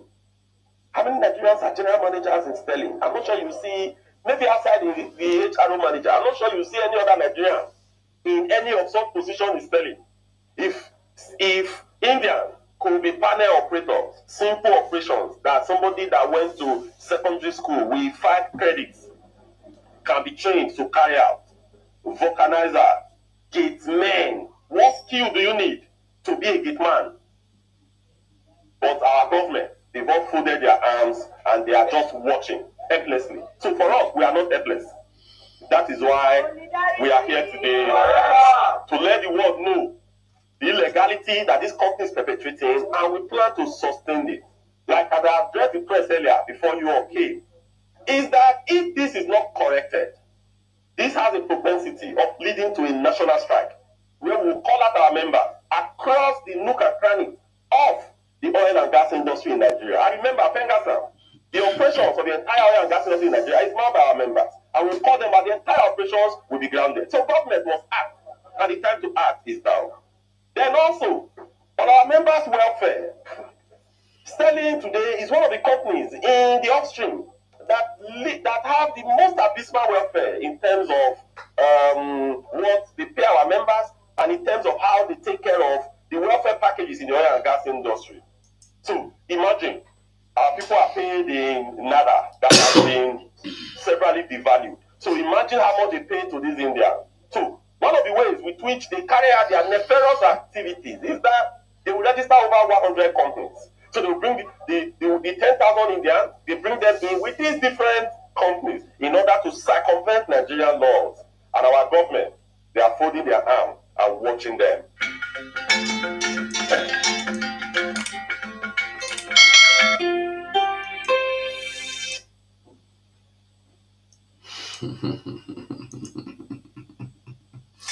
When you hear that when they talk Nigeria jaga jaga, you don't understand, and you do not want to understand. That is it. India come to Nigeria, buy 3 oil wells or buy 2 oil wells. At the end, they are digging more than 5 oil wells, and you are coming to TV to rant. And you are bragging, you are now making a broadcast. Fools everywhere. If you look at that man very well, he is from the place Obasanjo called South or Niger Delta, or what again did he call them? And he is proud to tell me that Shell have no Nigeria employee. That all the Indian companies and Chinese companies don't have Nigeria employee. Not even the, listen, when you see these young men in the creek, they are not in the creek because they are lazy people. They are doing fire because they are tired of searching for job. They are tired of searching for job. Yesterday, I have a sister. Somebody was chatting me. I know one shut up. If you see this girl, very pretty girl. She chatted me, I no agree. She come they call me for video. I come there, shut up. Why they call me for video? You know me before. He say you want talk to me. I can't tell her so I go call him. Yesterday I can't call him. Waiting the girl talk to me. Eh? I drop tears. The girl qualified as a soldier, as a Nigerian soldier. She took the exam, passed, went to the training, passed, to get into the camp, to be employed fully, they have to put her on the table and the crewa. To give her uniform, they go put her for table, crewa. To sign in them, Naomi say, I no do again. He leave Zaria, come back, come home. This is not the one. Honest, as I dey tell you now, I feel like make I dey cry. Now, when you know wetin people they pass through in that, and this girl, because her papa no be millionaire, nobody will hear her. Didn't you see that root of Yoruba? What happened? Do anybody see her again? That one have disappeared. Who knows? Probably either they have pied her or they have warned the parents if she ever talk again, we go buy all of you. So the girl have to go undercover. This is Nigeria for you, where you don't have freedom of speech. They will intimidate you. They will dehumanize you. They will abuse you. They will insult you. And you will not even open your mouth to talk. The day you open your mouth to talk, they fit take you to Yaba left. Go give you injection there, you go begin mad. They say, we tell you say they're mad before. Now you make her they talk like that. Is that not what they are doing to that girl? Called Ruth. This girl told me her story. I cried. But you know what? This girl say, if Nigeria reject me, I go use that thing wey me I go learn, fight for my papa land. The girl enter bush. And wetin make you enter bush? He say, it better for me say I dey here than to dey where I go wake up in the morning, somebody go call me inside the office, put me on the table, they crewa me. This is just the one you hear. What about the ones we know here? So many people are going through a lot because of that thing you call Nigeria. And they don't want me to fight for my freedom. Mazi Nnamdi Kanu came out and fight for freedom. Okay, before we go to Mazi Nnamdi Kanu, Mazi G.O., you're welcome. Thank you, about 247 Ugo. Thank you for your good work and keep on doing the needful. The voice on the wilderness, crying every day. The voice on the wilderness. It is painful that every day we cry and cry and cry. And the people that are supposed to understand the crying of their people, they just keep themselves deaf. It is terrible. Because where will I start from? From the beginning, the videos you have been playing, from the interview of our internal leader, Ikemba Nnewi, Where can we start? Till this evening, our people have not learned. They are still wallowing in darkness. Our people are still wallowing in darkness. Well, sometimes I would start asking myself, is that fear, or is that selfishness, or is that wicked? So I don't know what I can call the kind of way our people reason and the way our people behave when we talk about this freedom.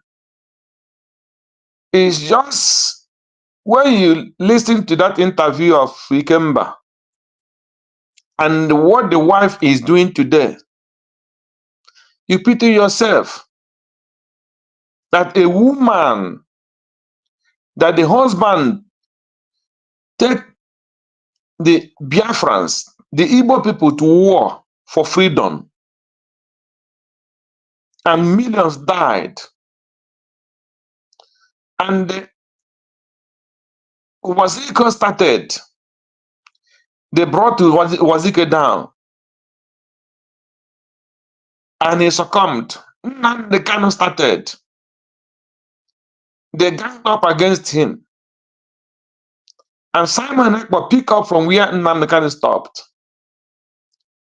And the Nigerian government see that Simon Ekpa is making a very strong headway. They try everything they can. They say the only thing we can do is to go and bring that woman out. And this woman did not say, no, no matter whatever you give, whatever you like, offer me in this present time that my people are dying every day because they want freedom. I cannot come out and serve you as a Nigerian. What I have, I'm satisfied with it. I am satisfied with the little thing my husband left, but I want to keep that integrity of the family. Bianca, oh no, did not do it. She just come out only just to make sure that she betrayed and frustrates what Simon Ekpan is bringing. She come out only because of money. Okay, look at what is happening with the woman from Kogi, married to Deta in Biafra land. And I heard it's a half they are Nigeria and half Russia. So this woman now that is accusing this Senate President Akpabio, who knows if there is one she has accepted, who knows what many of them have been going through, who knows what Bianca went through to get to that position.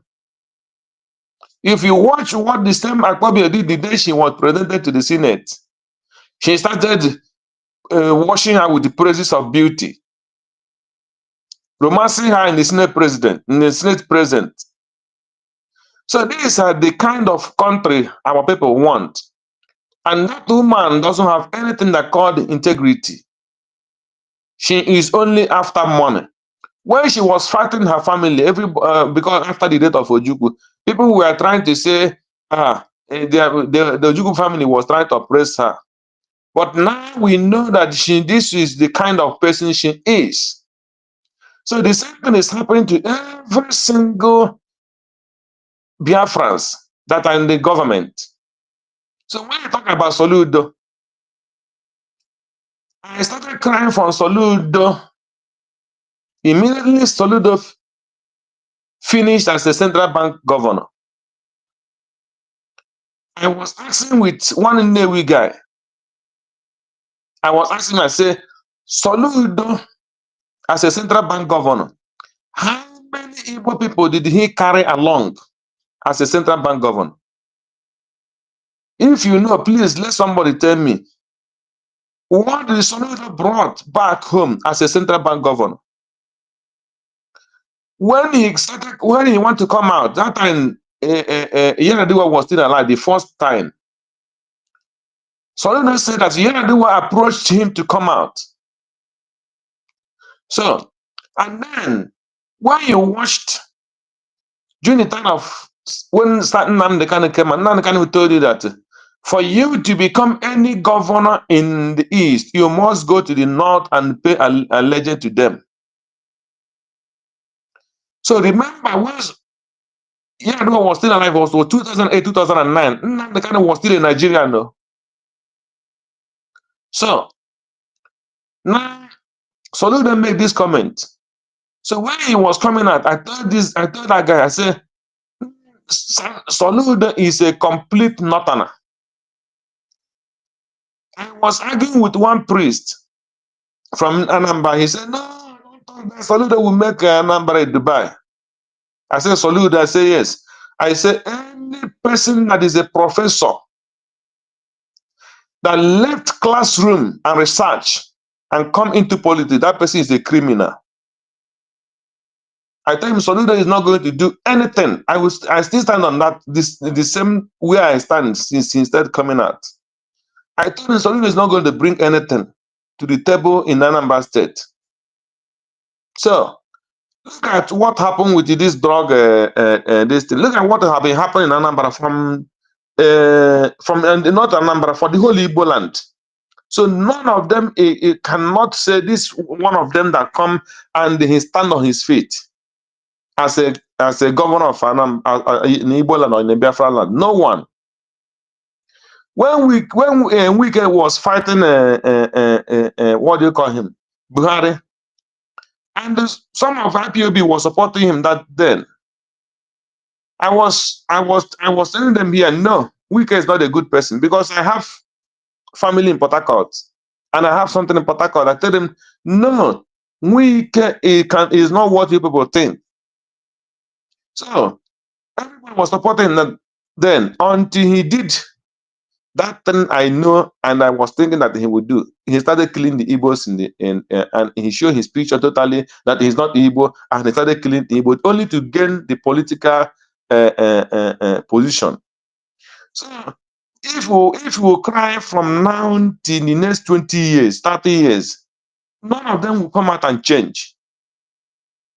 It is not possible. I was crying when the kidnapping was going on in Igbo land. I was telling them that all this kidnapping you see in Igbo land is being done by the military from the north. That was around 2012, 2013. Somebody was arguing to me, say, how can you say this?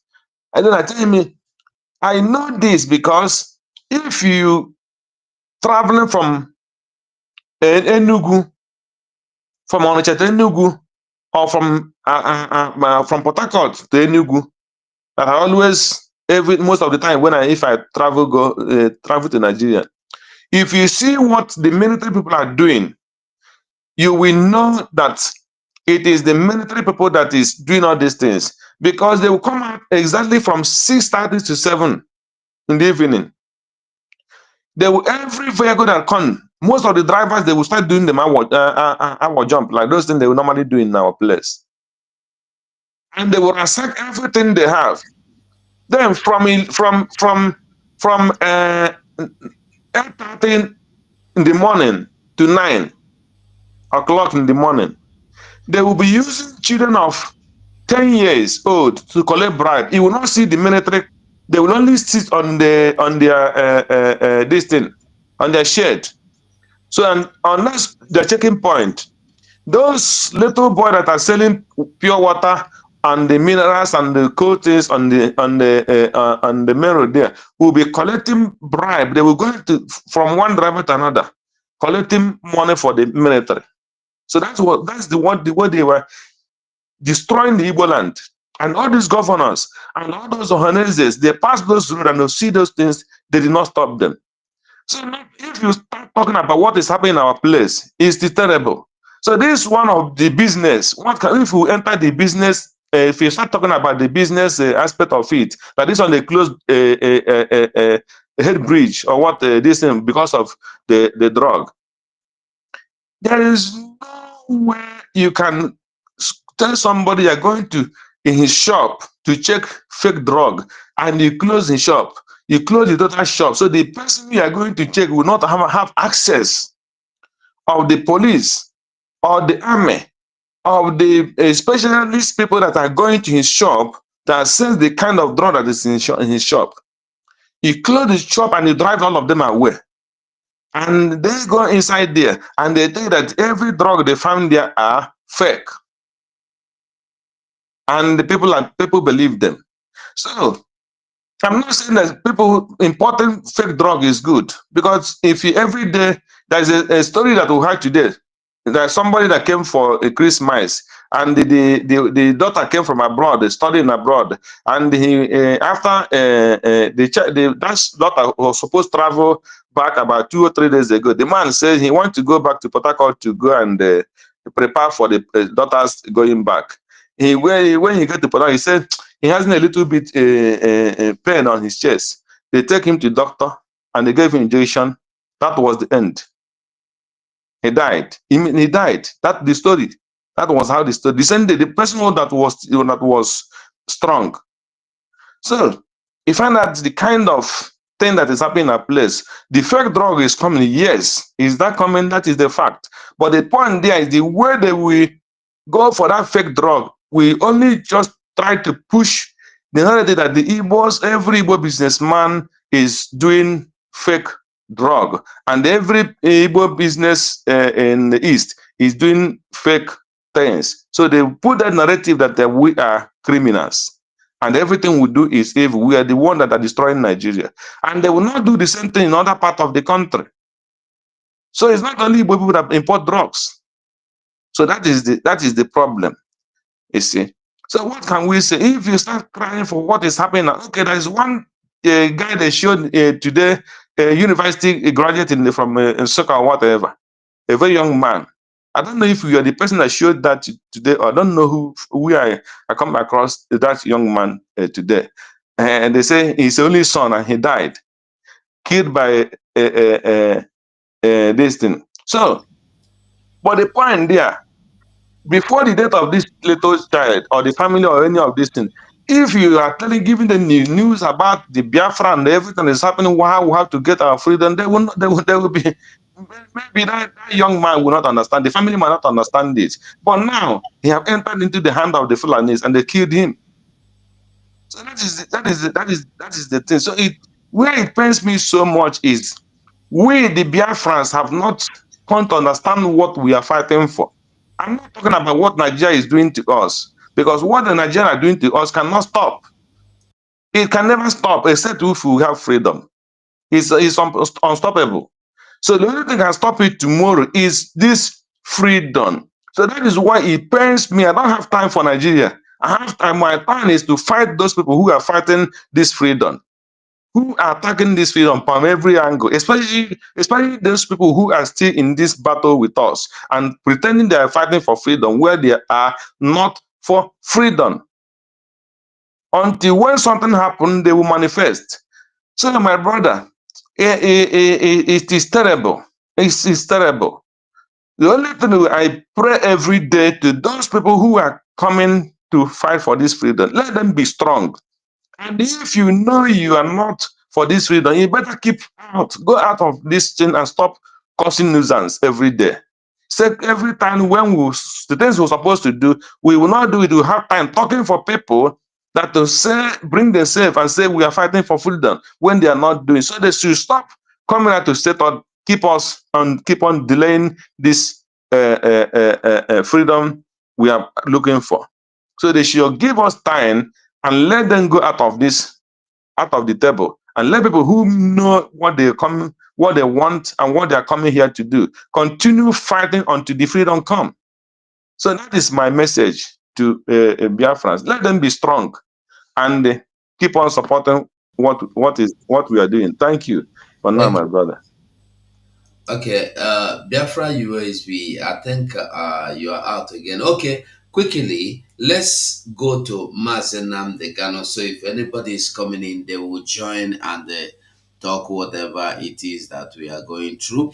Now, Mazi Nnamdi Kanu will be appearing in court in the in this March, 21st of this March, and then the case is going to. They are going to start the case again from day one. They are going to start afresh everything. Now, my question is this. What is this case all about? Is it the accusation or the importation of the because let us not forget that the main reason why Mazi Nnamdi Kanu was arrested or was being looked for at the first place was because he imported radio transistor, and Nigeria say a radio transistor is a contraband. That is where all this started. That was why he was arrested at the first place and detained. And today, they say they are still calling him for that thing. But nobody is now judging him or saying anything about the transistor. They are now accusing him of different things.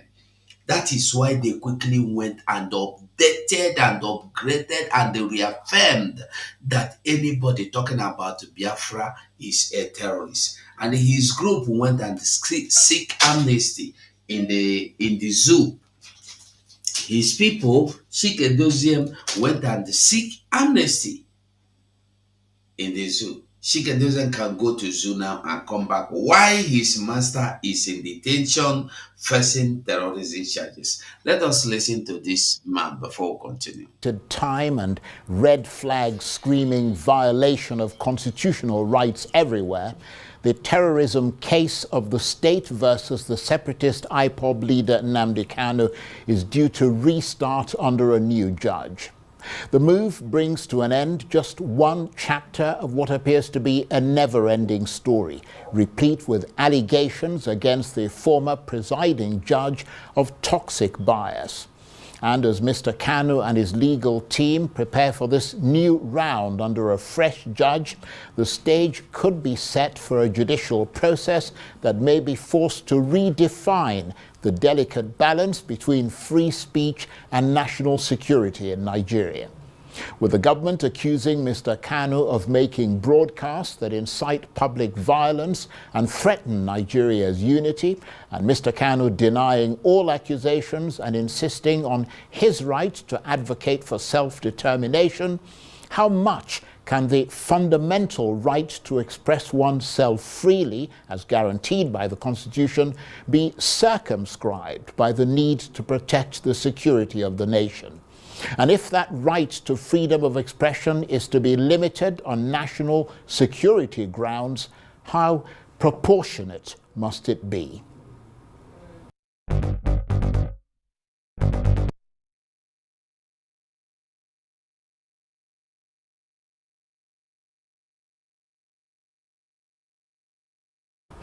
Well, for more on all this, I'm joined now in the studio by the former Attorney General and Commissioner for Justice in Imo State, Chukwuma Machuku Ume, who is a senior advocate of Nigeria, who advises Nnamdi Kanu's legal team.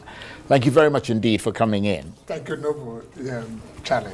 Thank you very much. Does it feel like this time we are getting to a place in the incarceration saga of Nnamdi Kanu that we haven't been before? It is just going round and round. I hope you heard what he said, castration saga. Round and round of it. And that is why I made my letter to the president. That's the second time. I'm going to come to that in a minute. Yes. But let's just go sequentially. Yes. Yes, we're about to start a new journey now. But my question now is, why running when we're in the wrong direction? That's my problem. Why running when we're in the wrong direction? This matter of Nnamdi Kanu, can it only be settled in court? Is it the only way? Is that the best way to approach it? That's a good point. When the political issues come up like this. But let's take it, as I said, sequentially. Good. A much higher level of positive signals coming as a result of the prompt administrative intervention of Nigeria's Chief Justice, which appears to have broken, as we mentioned at the outset, the impasse over the request for a new judge to handle the matter. How much does that mark a significant shift in the proceedings? Yes, the proceeding was stalled because you heard what Nnamdi Kanu said. He doesn't want to be tried by the same way. He raised up some legal issues. And then I think he wrote a letter to the CJN and asked for that it be intervened. Yes, a new judge, I think, have been appointed now, have been assigned the case, and I think a hearing notice have been issued. So we start a new plate. But at the end of the day, is that the best solution? Yeah, but as I said, we're taking this sequentially. We're going to get to what the other potential solutions are. We're going to get to the letter that you've written, all of that. But do you know who the new judge is? Or you're not prepared to reveal it yet? I think I had a discussion with the good friend, the special counsel, Lawyer Jimako. We had a discussion about it, but then I'm not too sure that's what I'm going to keep talking here, because it is something that we could envelop itself. Right, so yes. You guys are not prepared to reveal who the new judge is. I mean, changes take place.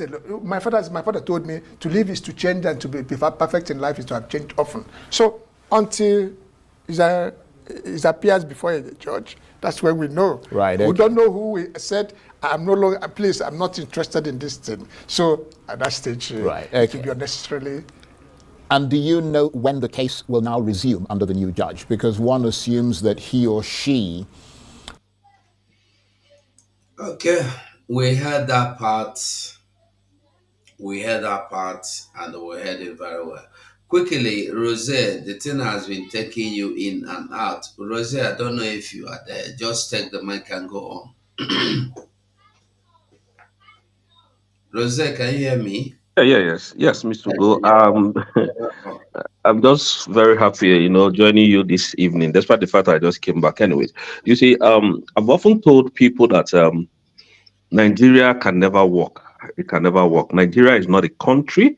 It's just a mere geographical expression by some people who feels that they are God over some people.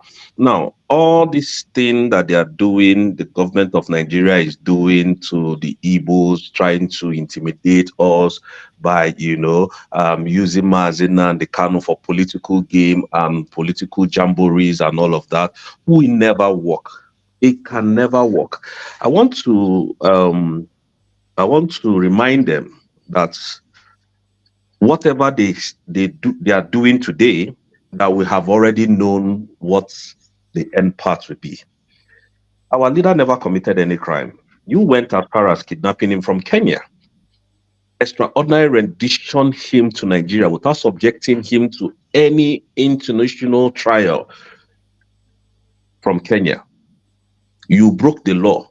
And now you want to now bring this same man back, try him illegally. Nigeria is a terrorist nation. Everybody should know that. And Nigeria can never work for any one of us. As long as we are living as a human, Nigeria can never work for any one of us. I want to ask those people who will come to your show, because I can see some people writing some rubbish, that let them tell us one thing that they have achieved being in Nigeria. Just one thing. Apart from telling me that you are in Nigeria by birth and then you have international passports that you paid for. You see, these people that are in the Southeast, causing mayhem in the Southeast, are orchestrated by the federal government of Nigeria to destabilize the Southeast. Why are they always doing this? Because every mineral resources that enriches Aso Rock today comes from the Southeast. And that is why, Mr. Ogo 247, you could see that there is 1.2 million checkpoints from Lagos to Onitsha, from Onitsha to Enugu. There are checkpoints every rooks and cranny of the Igbo land. Why is that not so? Why is it not so in Abuja? Why is he not so coming into Lagos? Why is he not so going to Owo and other places in Yoruba land? Why? Because they know what they are gaining from the Igbo. And then these same people that we are talking about use our own governors to completely start intimidating us. You know, Mazi Nnamdi Kanu has actually said this thing to us before. He has told us all of these things, that they will bring you, use you. After using you, they will use you to kill your own brothers. If you rises up to tell them the right thing to do, they will suppress you. How many of us here today remember that Mazi Nnamdi Kanu never advocated for Biafra? He never advocated for Biafra. He never even started pushing for Biafra. Just 5-point agenda that he submitted to the governor of his state.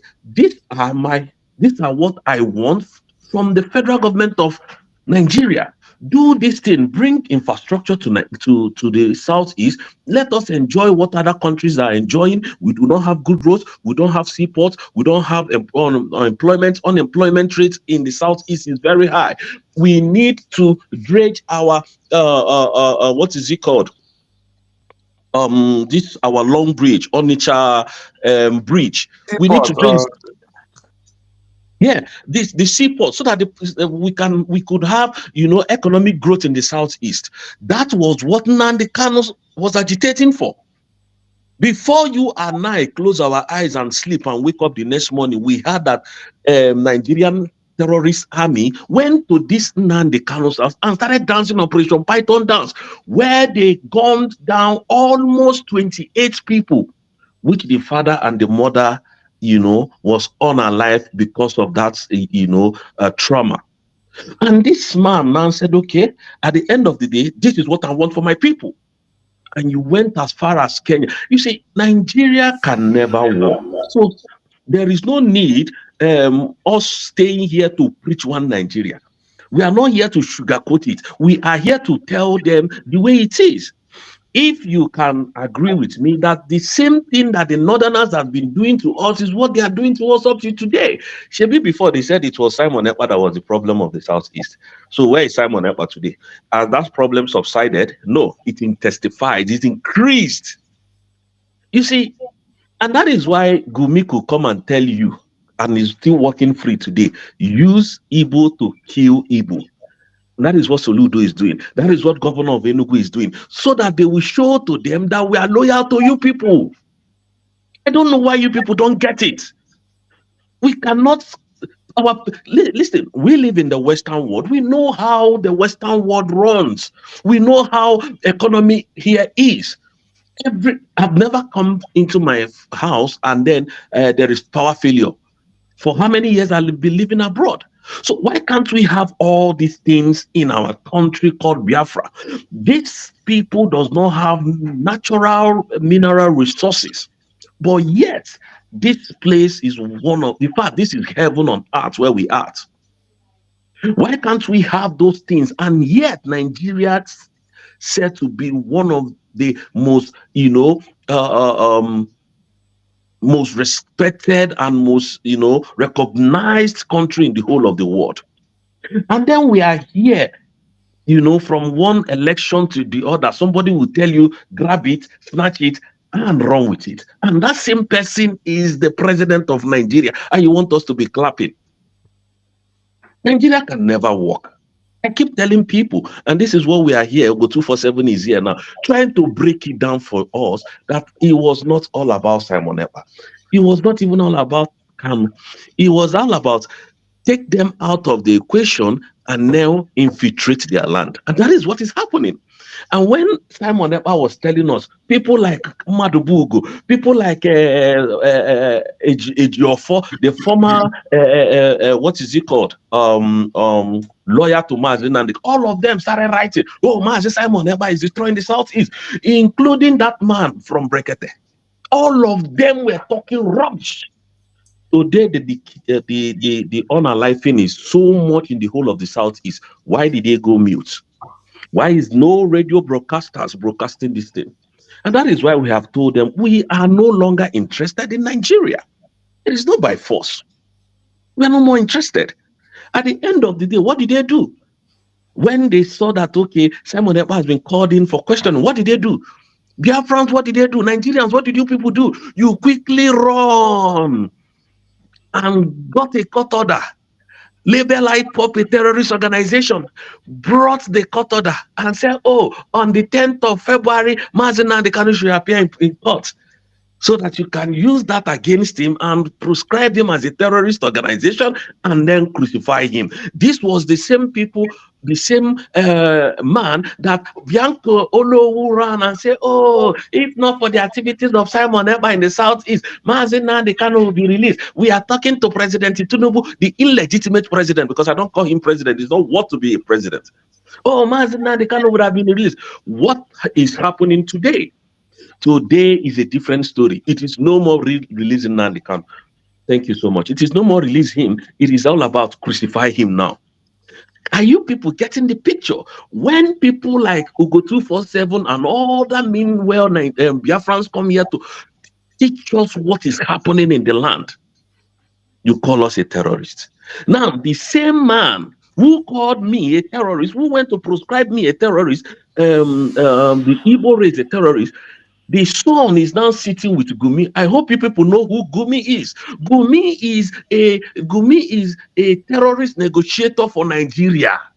Is the one that goes to take the money that they have negotiated within the terrorists and the government to release people and take the money to them, give them the money, and they bring out the people that they've gone to villages to kidnap and to kill and to rape their women.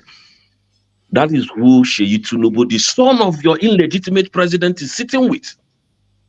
And tomorrow they call you a terrorist. Tomorrow they call Igbo man a terrorist. And everybody will say yes. Then if you are calling us a terrorist, we are not interested in being in one Nigeria. Leave us. Let us go and terrorize that southeast. Let us go. You said no. But let me remind the government of Nigeria that I keep telling them that the kidnap of that man called Nnamdi Kanu will dissolve Nigeria. Ogogo, thank you so much for giving me this opportunity. May God bless you.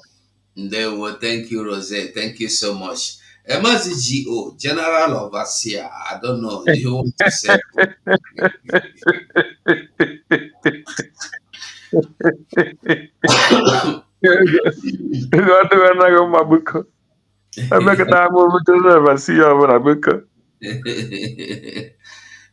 Yeah. So my brother, it's terrible. The story and the analyzing Nigeria is a funny this thing.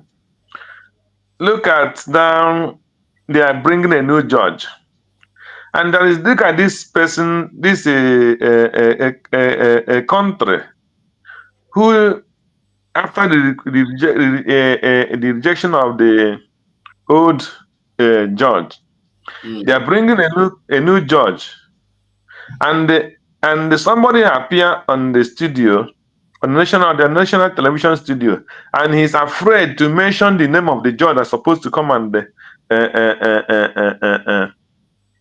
take the case of Mazi Nnamdi Kanu. So why must it be a secret? A judge, a Nigerian judge that will come and preside over a case, they are hiding the name again. And when they ask him, he's afraid to call the name. So that will show the kind of country they are talking about. Yeah. So that is under normal circumstances.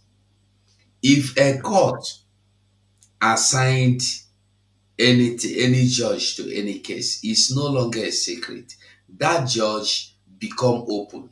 Your lawyer knows you knows him. What they are hiding is what I don't know. But he made a statement. He said because anything might happen, a change might happen tomorrow. So let me know.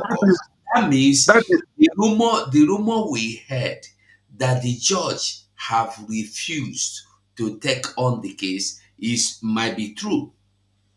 So that is to show the kind of country they are living in. If a judge refuses to take up the case, you must, whether you like it or not, you must take it. You know how Nigeria give people, politicians give people bribe. if you if a governor of a state want to bribe somebody electoral commission electoral officer in for him to win election, they will go and give him money. They will tell him if whether you like you take it. If you take the money or not, you must announce that you will win.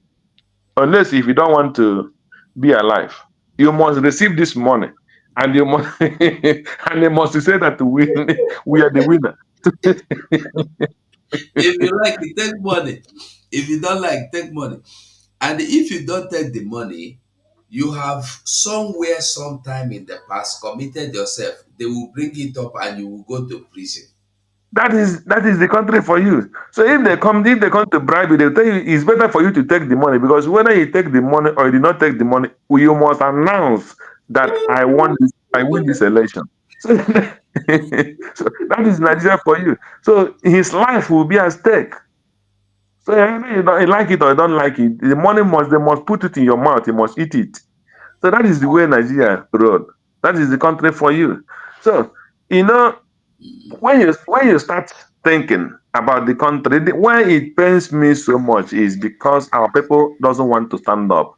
Okay, there is this thing you played about Nzogu. You know, because I forgot to touch about it last time. He played about Nzogu. Nzogu was born in the north, grew in the north.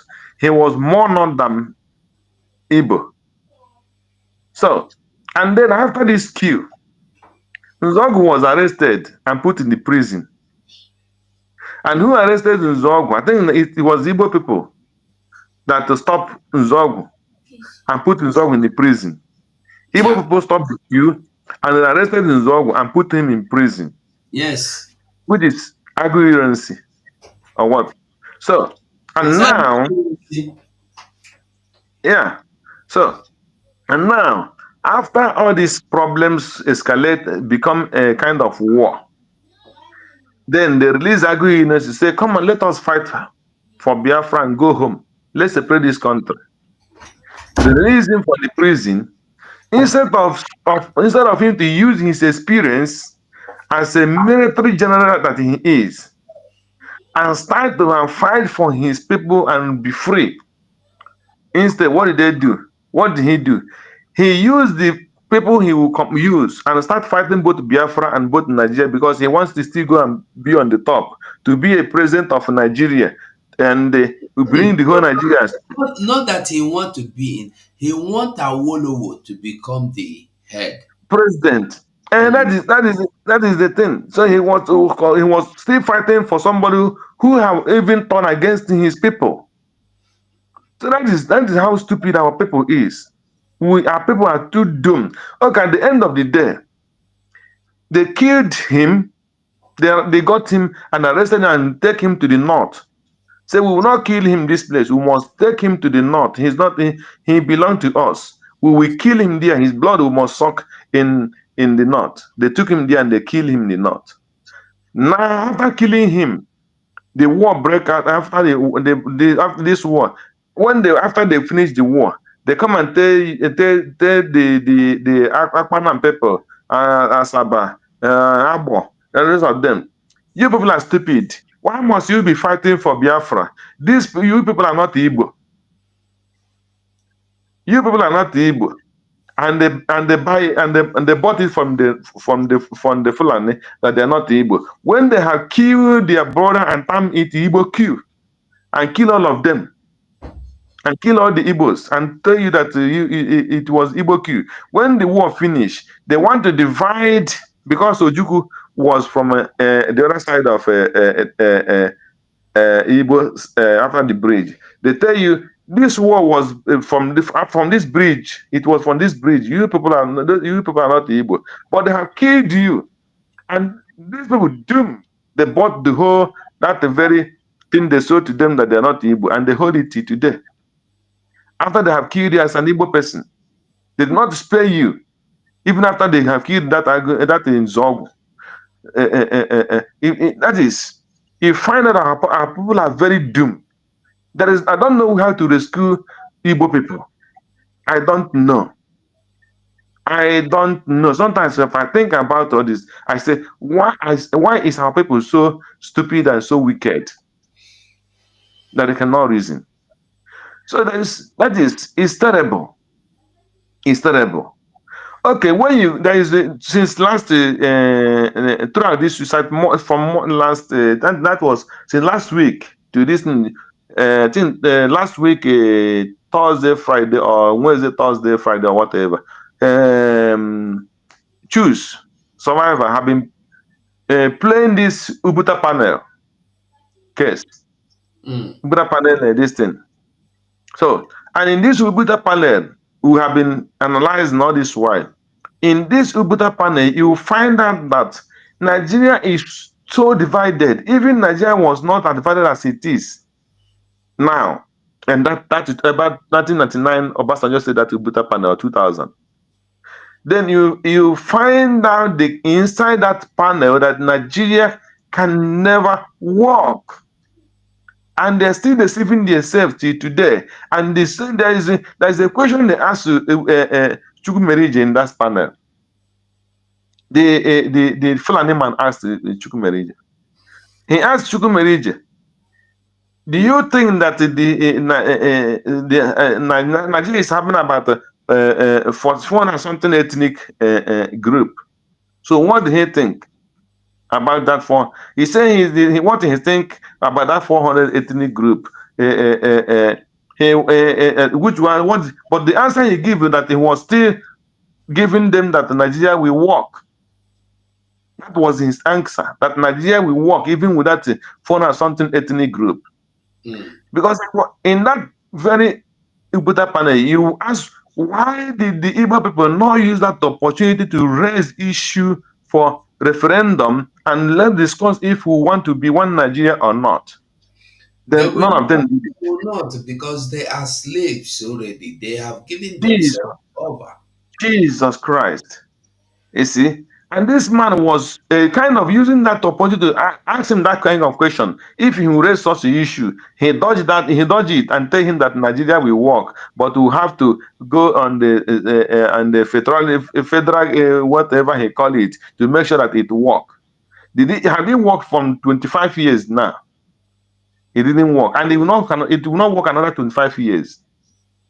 So you find out that the Igbos are that slave, those Igbo politicians and those men on the ground, the men on the politics in our land, Biafra, the Igbo politicians and the Biafra politicians are the useless ones that are killing our people. There's another thing you showed again in this your program about the shale and the oil. You see?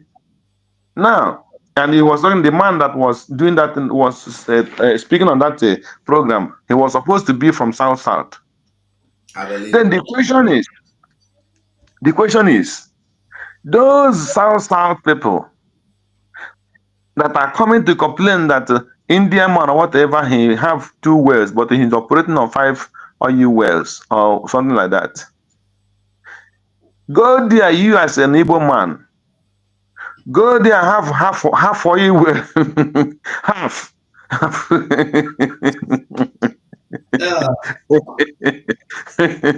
Go there and half oil well.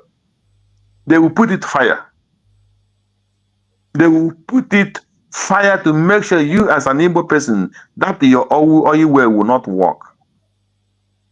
These are the people you are fighting to save. Then ask them, why are the federal government attacking them when they say they are doing small refinery to make small ends living in the area there? And they cannot stand to fight. Yes, last week they were talking if Fubaru, because of Fubaru, want to break oil pipe. We want to break oil pipe. We will destroy oil. We will bomb oil pipe if you remove Fubaru. That is only where their brain. That is the level their brain can go. So that small change they're getting every day. Share them 2 million. That's what they want. Share them 2 million. He uses and carry different women. Finish. If do this thing is devil, if you touch Fubaru or you we bomb all the oil pipeline. Nah, Chineke mekwere m ebere. Chineke mekwere m ebere. God have You mercy. can bomb oil, you can stop the federal government from bombing oil pump, not to remove Fubaru. But they cannot bomb oil pipe to free your people from bondage. You cannot bomb oil pipe to make sure there is the schools, universities, road, everything in your land. No, but you can bomb oil pipe to free to make sure that Fubara is the governor of River State. After 4 years, they remove Fubara. Nah, just think about these things. Somebody will come and risk my life to bomb oil pipe to make sure that Fubara will serve there as a governor. After 4 years, he will go out. After 8 years, he will go out. As Wike is going out now, making noise in Abuja. You see, he will go. And Wike, Amechi now is silent, waiting for if any other president that will come that will favor him. Maybe they give him oil minister. And people are dying. If you go to that side, there is no single thing that is functioning. All these people, they are complaining. India man will come and bring India people to work for the oil, and our people are doing chemical. I have a cousin that did petrochemical engineering. Thousands of them, you see. So many of them who did the chemistry and all those things, who are supposed to work in those oil industry, they cannot. But the India and China will bring their people and work there, and they earn the money in dollars and everything, and they will go and be doing tout to carry gun and guide the oil pipe. And if you remove Fubara, they will bomb it. That is the kind of brain they have. Just think. Just think about it. You go there and touch oil well. You go there and say you have half. You have half oil well. They will set it on fire. So these are the kind of brain they have. Jonathan was there for 6 good years. 6 good years, Jonathan. You have commander-in-chief for 6 good years. Awolowo was praying that if God can give him 24 hours to rule Nigeria, Jonathan became president of Nigeria for 6 good years. Before Jonathan became there 6 years, Yar'Adua started drilling River Niger to make sure that there is a port or ship, this thing that will pass from Niger to Niger River Benue. After, because of sickness, and Yar'Adua died, Obi was the governor of Anambra State. Jonathan was the president of Nigeria. Pius Anyim was the secretary to the house. Nkonjo-Iweala was the finance and the chief of every staff in the whole Nigeria. And they could not say that River Niger that Yar'Adua started drilling. Do you know that the drilling of that River Niger is more important than the bridge they built now? No, they know.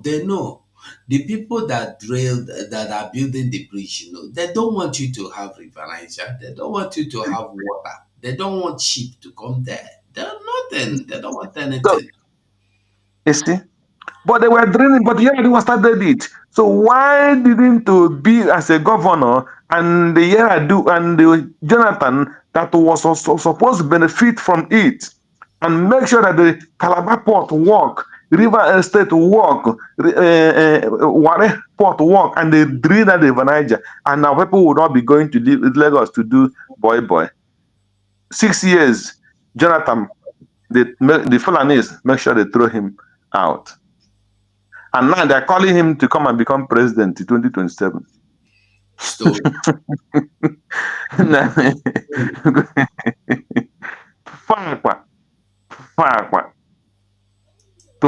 Obi they go, he's going every day in north drilling pipe, pump by water for northern people so that they can become president.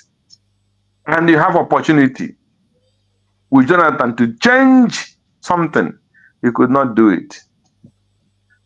So, my brother, any person that know what he can do to make sure that Biafra come, let that person do it. I myself as standing here as a person. If I tell you what I have gone through in because of business of Nigeria, only God know. So it's only you. It's always good for somebody to talk from experience. If you don't know what our business people go through in Nigeria, any person that is in business that have been in business from all this Europe we are living in Nigeria, you will know what we are passing through. Then you pity yourself. You drop something for you to carry one bag of rice from Lagos to East. From Lagos to East, it better for you to, my brother. In fact, it's terrible. So we don't have anybody. The only person that we have is me and you, that will fight as we have started it, and God will do it. That's my prayer every day. That let God, who use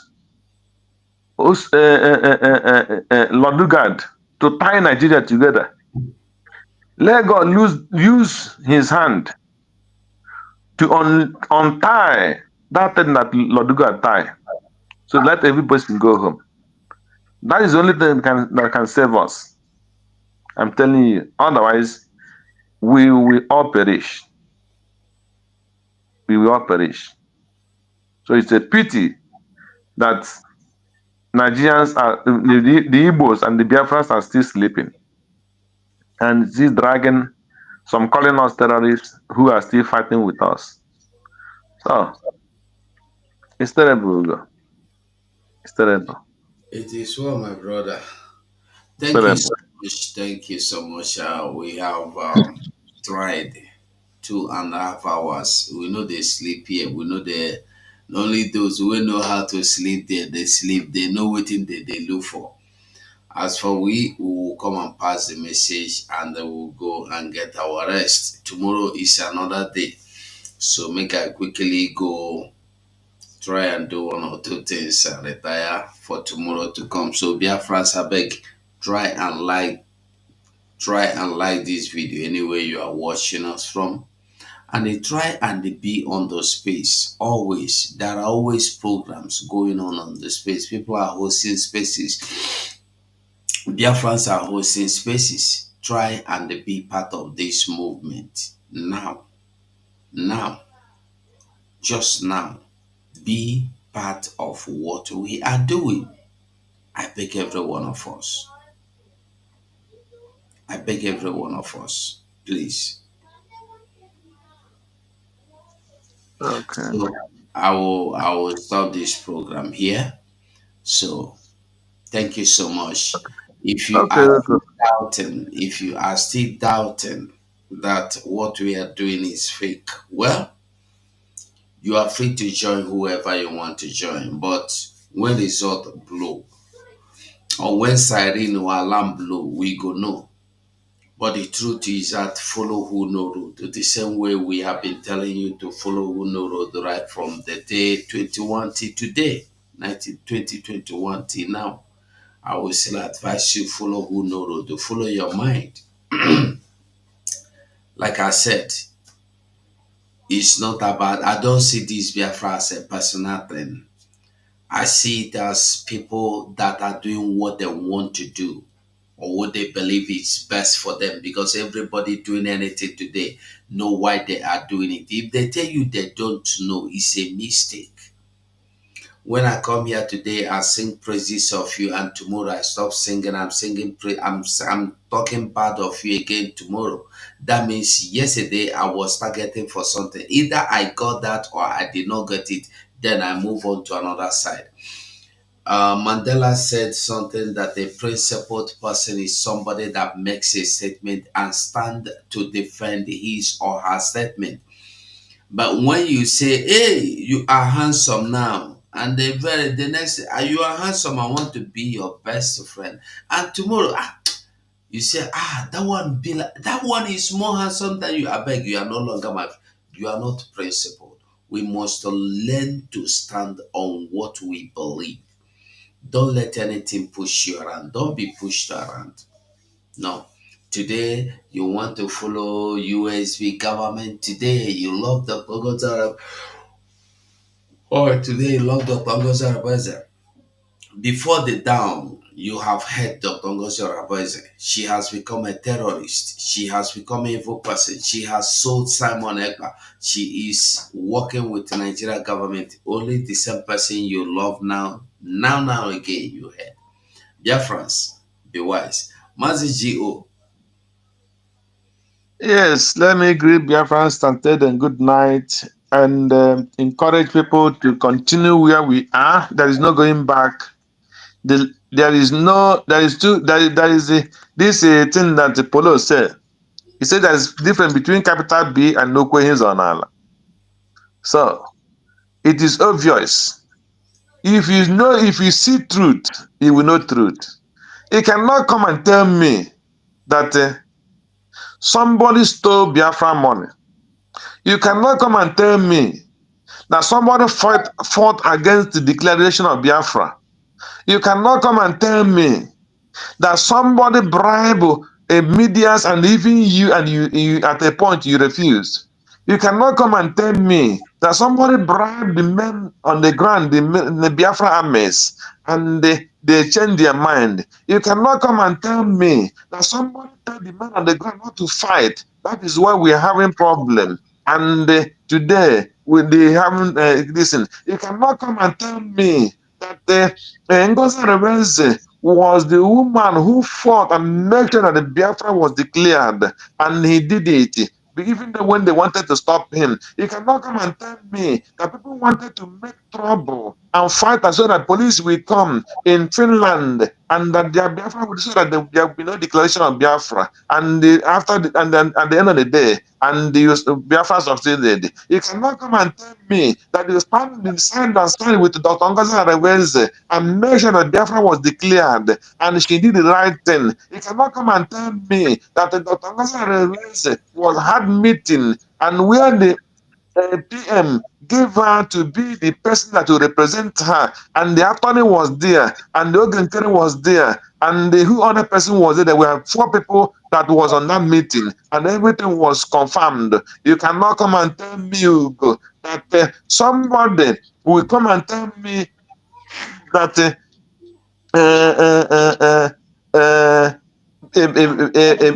Biafra, what do you call it? The Biafra armies. The Biafra army was not working because Ngozi seized all the money that was supposed to give them, and he hijacked account, he hijacked all the email and everything, and all these things. At the end of the day, now you turn again just because you made a mistake and they corrected you and you asked.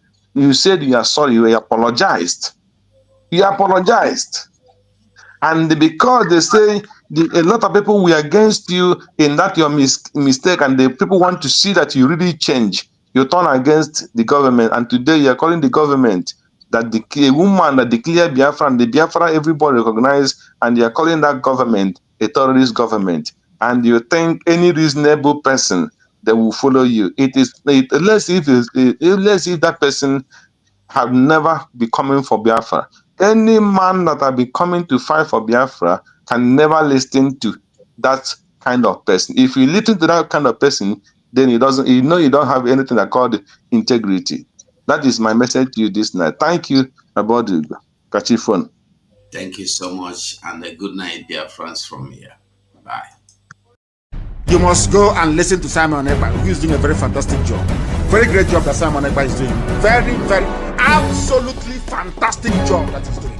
You must listen to him and share his videos accordingly. Very, very important. He is bringing a new dimension to this very awareness that we are making, and you must listen.